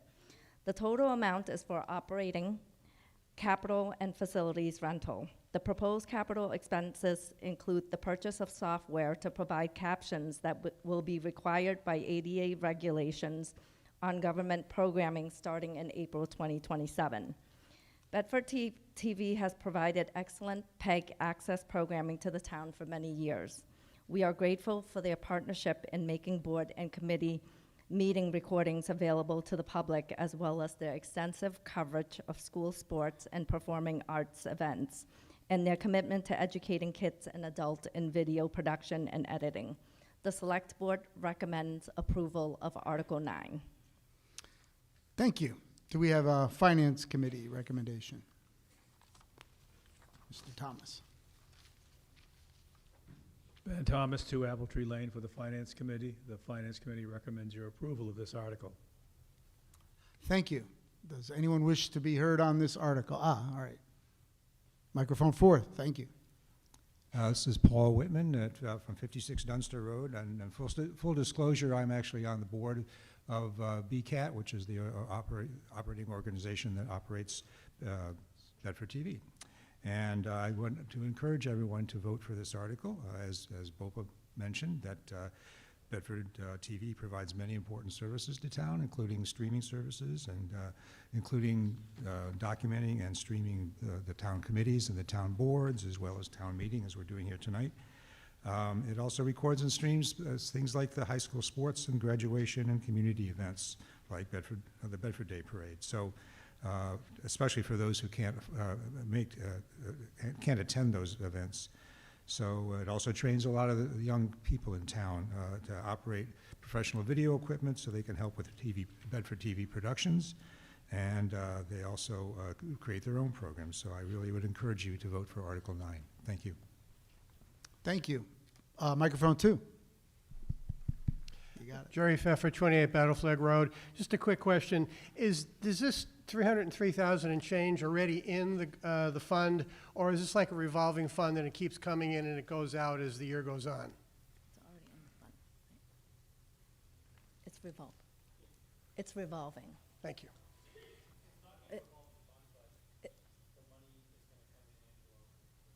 So it's not a revolving fund, but the money goes in and it comes out. Yes. Okay, thank you for that. Microphone 4. Nicholas Howard, 7 Daniels Drive. This is a nice to have. I'm not particularly opposed to it, but when people look at their tax bills and talk about how our taxes keep going up and up and up and up, it's these little $300,000, $500,000, $800,000 items that all add together, and you just need to keep that in mind. Every time you vote for a nice to have, it adds up. Thank you. Microphone 2. I can directly answer that too. Can you hold on one Yep. second, So, please? Mr. Howard, it's not tax levy. It's basically the fees that comes from Comcast and Verizon that subscribers pay. Okay, thank you for that response, Ms. Malone. Microphone 2, you may start. Thank you. My name is Matt Porter, 22 Brixby Road. I chair the Community Media Committee, which helps oversee this. We work with Bedford TV, which does great work. As Bopa said, this money comes from Verizon and Comcast. So if you have a cable subscription, you pay to support Bedford TV. That money comes in, and then the budget is made, and then that money goes out. So none of this money you're seeing up here comes from, the taxes going up or anything like that. At the moment, it's all coming from Verizon and Comcast cable subscriptions. So the voting on this has nothing to do with your tax bill as of now. Thank you. Any further questions? Microphone 4. Nicholas Howard, 7 Daniels Drive. Just a rebuttal. I said taxes, not real estate taxes. The tax bill on your Verizon bill is a tax, and this is what's funding it. When you're talking about all these things about taxes, you just need to remember that. Okay, thank you for your comment. No other microphone. Anyone else wish to be heard? We'll proceed right to a vote. This is Article 9, PEG access cable expense. A simple majority is required, and all those in favor, please raise your red cards. And all those opposed, please raise your red cards. I'm going to declare that pass with a majority, and I'm going to turn the lectern over to our Mr. Moderator, David Powell.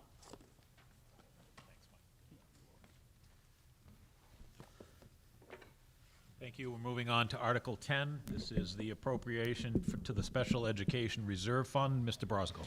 Dan Brosgol, 57 Loomer Street, for the Select Board. I move the town transfer the sum of $300,000 from certified general fund free cash to fund the Special Education Reserve Fund in FY27 for the purpose of funding unanticipated or unbudgeted costs of special education, out-of-district tuition, or transportation. Do we have a second? Thank you. Thank you. All right, this is our third time with this article at town meeting, third time I'm talking about it. No substantial changes. As a reminder, we're asking to authorize $300,000 into the Special Ed Reserve Fund. The current balance is $663,221. If approved and there is no spending, hold on one second, the new fund balance would be $963,221. I do believe the school department is planning on spending around or about $216,000 this spring. Last spring, we approved the expenditure of up to $350,000 from this fund. The Select Board recommends, is what I'm looking for, your approval of Article number 10. Thank you. Finance Committee? Ben Thomas, Apple Tree Lane for the Finance Committee. The Finance Committee recommends your approval of this article. Thank you. Does anyone wish to speak to this? Microphone 4, please. Microphone 4. Nicholas Howard, 7 Daniels Drive. Just to clarify, this really has no impact on actual spending. It's just having the freedom to spend if the bills come due, and so you don't have to come back at a later town meeting? Correct. Thank you. Microphone 2, please. Walter St. Ange, 102 Pine Hill Road. I'm just trying to understand the explanation. The current balance, $663,000, but you actually do expect to spend additional money this fiscal year that would reduce that balance, and then we're adding $300,000. So the statement in the warrant, if approved, the new fund balance will total $963,000 is only correct for a moment in time, or may never be correct, because it'll be lower than that to begin with. I just was confused by what you were saying and how the next article, Article 11, relates to all this. That is correct. If no money was spent, that would be the balance. What is not in here is a plan to spend $216,000 this spring. And is that number pretty firm at this point? That is a no. You have asked the superintendent or the school committee about that number. So I'll ask that question, Mr. Moderator. Please. So his answer was no, that's not firm, but if you're asking for more information, please. Yes, please. Thank you. I'll recognize the superintendent, Chuang, if he's prepared to answer. Go ahead. So $216,000 is the latest deficit figure as of the Q2 report. As I think you know, we constantly monitor, and these costs fluctuate throughout the year. We'll be reporting on the Q3 report in April per our quarterly plan, and right now it may be slightly lower, but we never know until the fiscal year is much closer to the end. So we're close, but we have activity in the special ed realm happening weekly. So we don't know exactly what that number will be until the fiscal year is closed. Just a follow-up comment, please, Mr. Moderator. Yes.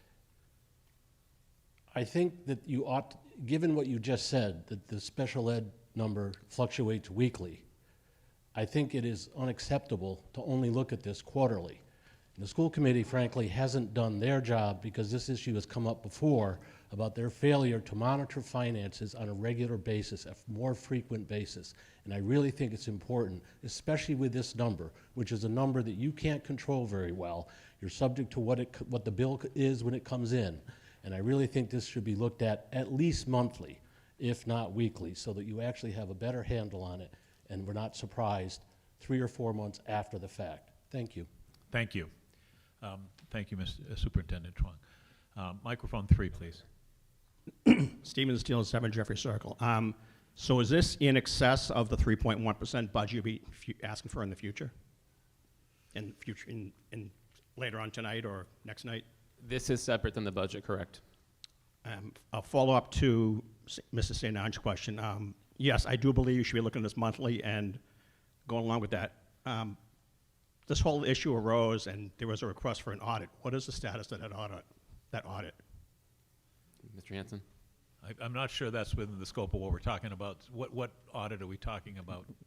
What issue are you referring to? We had a serious budget deficit for 2 or 3 years, and an audit was requested. Okay, I'll allow that question if you want to answer. So it's a free service from the Department of Revenue that they do a few communities a year if you request the audit. It's not an audit that you paid for. We had several staff members that they were attempting to assign to our town, and essentially by no fault of the towns, school departments, our department, they have not been able to get us scheduled yet. They've had turnover in the people that they've been, in the projects they've been trying to finish up, and the people they've been trying to sign, so they have not been able to get us scheduled yet. So I mean, we're kind of at the point where the data will be 2 or 3 years old. It's probably not going to be worthwhile for them.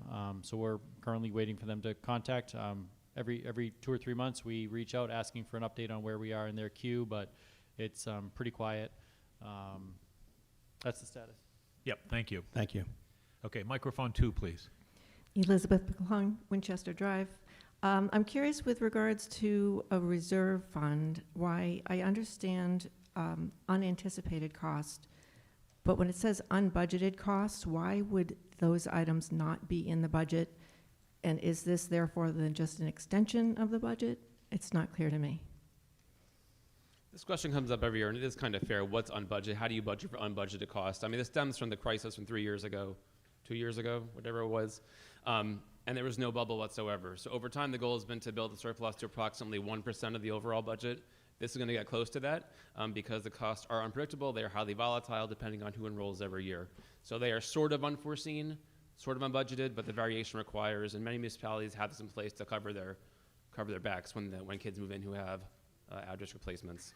Can I follow up, please? Please. Yep. Just, it's unclear though, so if someone, if there's an unanticipated cost for somebody to attend a program, for example, that's unanticipated, but what would be representative of an unbudgeted cost?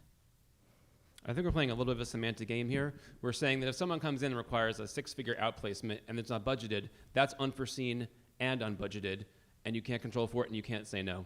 So I understand that's unanticipated, right? But I don't understand on the unbudgeted piece. Well, you can't unbudget for unforeseen move-ins and things like that, Mrs. McClung. Mr. Moderator, may I follow up? Yes, please. Is there a way to get some idea of what kind of items are considered unbudgeted? So as you'll hear in the operating budget presentation, we do forecast that there might be costs that we currently know of that we are asking for not to be absorbed in the operating budget. And that is why last year the school committee did approve the budget with a potential draw on the reserve of $350,000. As Select Member Brosgol mentioned, we are currently looking at a $216,000 draw as of Q2. I do want to clarify that though we report fully and publicly transparently quarterly to the school committee and to the public, we are looking at things weekly and monthly, tracking those costs, but in terms of the volatility and the public report out, that's happening quarterly at school committee meetings. So we are looking at that cost monthly, and we are tracking student by student every cost. And as Member Brosgol mentioned, the costs are quite volatile, which is why this reserve fund is called for in Mass General laws. I'm just sorry, I don't, just it's specific, what's something like pencils unbudgeted, like just something specific unbudgeted? I think you've asked the question 3 I know, times, I'm not Elizabeth, getting and an you're probably answer. going to get as good an answer. All right, all right. And Dan, Mr. Brosgol mentioned That's that fine. maybe it's semantics that we're talking No, about well, because in I some don't sense unanticipated is unbudgeted. Yeah, Okay. thank you, I don't agree. Thank you. Okay, microphone 3, please. And Steele, 7 Jeffrey Circle. Is there an amount that you keep in this account, or you aim to have in this account? Because you said you have 600,000 in there, you're only gonna spend 260 up till now, and now you're adding an extra 300,000 into it. Is there some number you're trying to keep in there? Yeah, so the Mass General laws calls for up to 2% of net school spending, which for Bedford is now just north of $1 million. So we are attempting to fill it to its maximum. The aforementioned budget deficit before, the volatility in that year was more than $2 million. So the general laws do account for 2% net school spending. Our current policy that was approved by both the select board and the school committee called for $950,000 at the time of the policy. I actually didn't know about the interest, so we are going to be coming to the select board and the school committee for a revision to the policy to allow the full 2% instead of the number that was at the time. But that $1 million roughly mark is by design to allow us to absorb the volatility. So do you foresee spending the $1 million?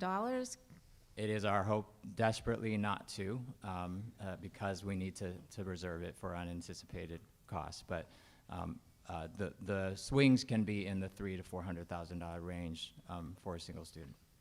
Thank you. Okay, last speaker, microphone 2, please. Walter St. Ange, 102 Pine Hill Road. The statement about what the Mass General laws require, I don't think they require a particular amount. They set a maximum that you're permitted to have. It's whatever the town wants to fund. I just want to clarify that. We could choose to set a lower level, and I believe it's correct that the school committee has to ask the select board to expend money from the fund. Is that correct? That is correct. A vote of both boards is required. Right, yes. okay, thank you. Okay, we're going to move to a vote on this article. Appropriation to the Special Education Reserve Fund in the amount of $300,000. It requires a majority vote. All those in favor, please raise your cards. Thank you. All those opposed? Thank you. I declare it passed by a majority vote. Okay, Article 11. All right, Article 11, Dan Broskell, 57 Loomis Street. For the Select Board, I move the town authorize a school committee with the approval of the Select Board to expend up to $500,000 from the Special Education Reserve Fund for the purpose of funding unanticipated, or unbudgeted costs of special education, out-of-district tuition, or transportation costs. Is there a second? Mr. Broskell. As we have just heard about, the first article of 10 is the appropriation, and 11 is the authorization to spend up to $500,000. Assuming this plays out as we have outlined for you right now, the balance at the end of the fiscal year will be somewhere around $700,000, and then we'll spend up to $500,000. There is no way to project at this point what one might spend, but it's nice to have some cushion in there. Select Board recommends approval of Article 11. Finance Committee? Ben Thomas, Appletree Lane for the Finance Committee. The Finance Committee recommends approval of this article. Thank you. Is there a debate? Any questions, comments?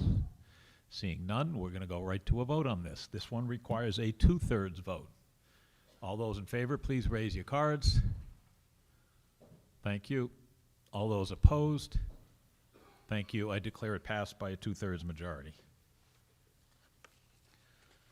Okay, Article 12, Salary Administration Plan Bylaw Amendment, Classification and Wage Scale. Ms. Malone.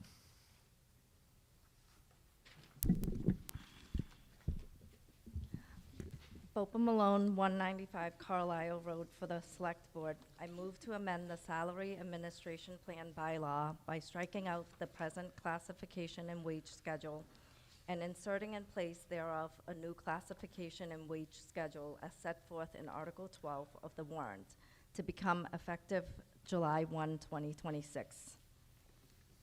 Is there a second? Second. Motion's been made and seconded. Go ahead, Ms. Malone. This article updates the salary range and classification schedule for non-union, non-school employees as provided for in Section 25 of Article 58 of the Bedford's General Bylaws. The new schedule does several things. It keeps the same salary range in real total dollars, but due to changes in the average hourly work week, the hourly rate has increased to reflect an average of 37.5-hour work week. Retitles certain positions, and add several new positions. Normally, we do this annually to ensure that the jobs our employees are doing are properly classified and that the pay range we offer reflects the current state of the labor market. Classification is based on the job function, level of knowledge required, degree of independence, judgment, degree of supervision exercised, and number of employees supervised. Compensation ranges are established by regularly surveying neighboring communities that have similar positions and through periodic comprehensive wage studies, which the town usually conducts every 3 to 5 years. The grade and minimum and maximum ranges for each grade or position are listed in your warrant. The management, professional, administrative classification plan, hourly, annual, reflects the following changes. ATS maintenance supervisor in grade 3, ATS community planning administrator in grade 4, ATS community planning and sustainability manager, and an unlicensed social worker in grade 5, and ATS a licensed social worker in grade 6. This article ensures that employees of the town are appropriately classified and compensated. Updating it annually allows Bedford to better align titles and responsibilities with the work being done in the department's evolving focus and remain competitive with comparable communities and comparable communities in our region, so we can continue to attract highly qualified candidates. The Select Board recommends approval of Article 12. Thank you. Finance Committee? Ben Thomas, Apple Tree Lane for the Finance Committee. The Finance Committee recommends your approval of Article 12. Does anyone wish to be heard? Microphone 3, please. Ann Bickford, 197 North Road, and my first is a comment that I know we are trying to save money, but can we put this on more pieces of paper next year? It's so tiny, it can barely be read, and when I look at this old warrant, I can actually read it. So something happened to the font here, and it's incredibly hard to read for us who have elder eyes. Thank you. I also noticed that there's been substantial changes in the number of different grades within the salary bylaw. And the top grade that used to be grade 19 is now grade 10. Grade 19 had the DPW director, fire chief, police chief, finance, and town accountant spelled out in the same way as others. And it now says that it's an employment contract with select board within budget authorized by town meeting. So my basic question is, there seem to be a number of changes substantively in what's put in the warrant. We also used to have all the steps for all the different positions. So just a comment from somebody on whether there's been an overall rethinking of the entire salary bylaw, formatting, grades, positions have been gone around, which is what's been reflected here, or is it just a difference of preference on presentation in terms of taking out information that's been there in all previous warrants? Thank you. So first of all, Ms. Bickford, thank you for your feedback. We'll definitely note that for upcoming years. And it seems like the number of grade hasn't changed since a couple of years ago. And according to the town manager, his first year here, that was the change. It's already been changed? I could just, Yeah. okay, all the information on my head, okay, all right. And how about that last grade, the grade that's now says it's employment contract? That's been in place for a couple of years?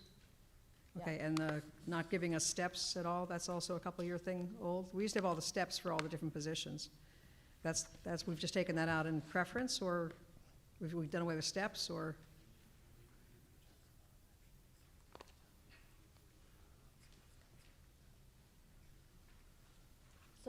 So we used to show the union employee grade, but that's something that the town meeting doesn't vote on, and so we took that out.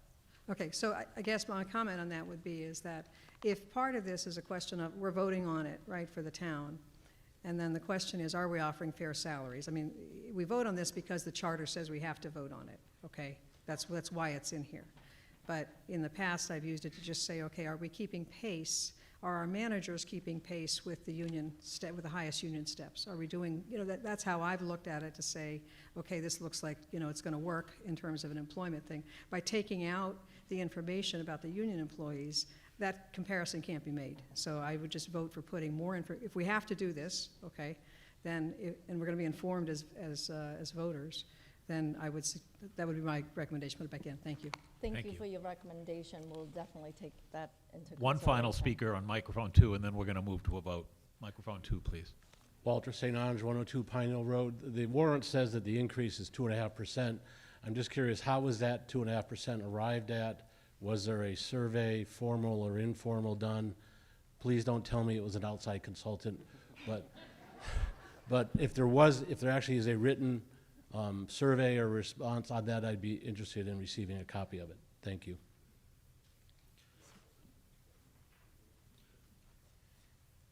Okay, I think he's sat down again, and he was so quick, I'm going to recognize one more speaker, microphone 3, then we're going to a vote. Go ahead. Actually, 2 questions. Stephen Steele, 7 Jeffrey Circle. You mentioned at the top of the article that you're now paying 35 hours and 37.5 hours, so we no longer work a 40-hour work week. Is that correct? Typically, it's a 37.5.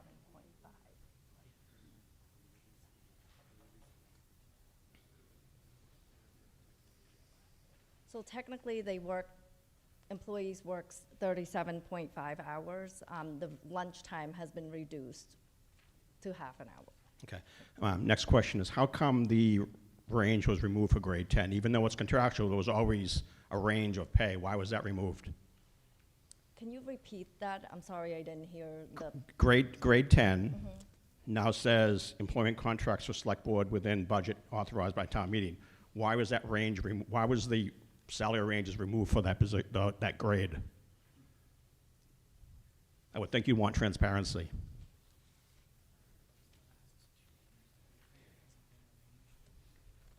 So according to the town manager, at least for the time that he's been here for the last 2 years, there hasn't been a range for that. I don't know. When I was on the finance committee, we always had a range for that. Yeah, but that's been a few years, Steve. Thank you. Okay, so we're going to move to a vote on this. This is Article 12, Salary Administration Plan Bylaw Amendment. It requires a simple majority vote. All those in favor, please raise your cards. Thank you. All those opposed? Thank you. I declare it passed by a majority vote. Okay. Article 13, there is a scrivener's error in the printed warrant, and you may notice that at the tail end of it, it's referencing the operating budget as Article 10, which would have passed prior to arriving at Article 13, but in reality, the operating budget's Article 15, which hasn't been addressed yet. And so I am going to table Article 13 because it really needs to be addressed in a proper order versus appropriation versus spending. And so we're going to address Article 13 after we do Article 15, which means it's going on the table, and we're going to move now to Article 14. And Article 14 is a citizens petition article. Ms. Karen Wilson is going to come up and present that.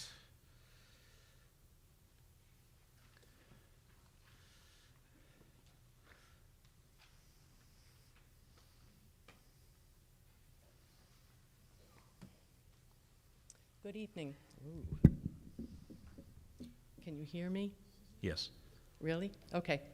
I'm Karen Wilson of 6 Bandera Drive, speaking on behalf of Bedford Mothers Out Front. I move to indefinitely postpone Article 14. Is there a second? Second. Okay, the motion's been made and seconded. Under our rules, a motion for indefinite postponement is not subject to debate, but Ms. Wilson can provide a brief explanation as to why she's moving to indefinitely postpone it. Please explain, Ms. Wilson. Bedford needs a dedicated energy and sustainability manager, reporting to the town manager to keep the town on track to meet its net zero goals. Given that the select board created a pathway to fund the energy and sustainability manager position in fiscal year 27, should they decide the new distributed responsibility plan is not working out. And given that the select board asked the town manager to report quarterly about the town's work and progress on sustainability, the intent of Article 14 has already been accomplished. Thank you very much. So this is a motion. It does require a 2/3 majority vote. All those in favor of indefinitely postponing, please raise your cards. Thank you. All those opposed? I'll declare this passed by a 2/3 majority vote. Now, the next article that comes up is Article 15, and we're coming right up at our 10:15 deadline, and I'm going to just ask for the will of the town meeting whether we would start Article 15, which is likely to take some time, or whether we would choose to temporarily adjourn the meeting at this time. And I'm going to maybe ask for the vote to be the latter thing. Yeah, go ahead, Mr. Brosgol. Continue time meeting tomorrow evening at 6:30. Motion's been made and seconded. I believe this motion only requires a majority vote, but we're only talking about 4 minutes because we'd have to do it anyway. So all those in favor, please raise your cards. Thank you. Anyone opposed to adjourning the meeting? Okay, I declare that passed by a majority of vote. So meeting is temporarily adjourned, and Mr. Brosgol, we would reconvene you tomorrow at 6:30 p.m. Is that the plan? Okay. Yes, Please 6:30 come tomorrow. We've got a lot of business to cover still.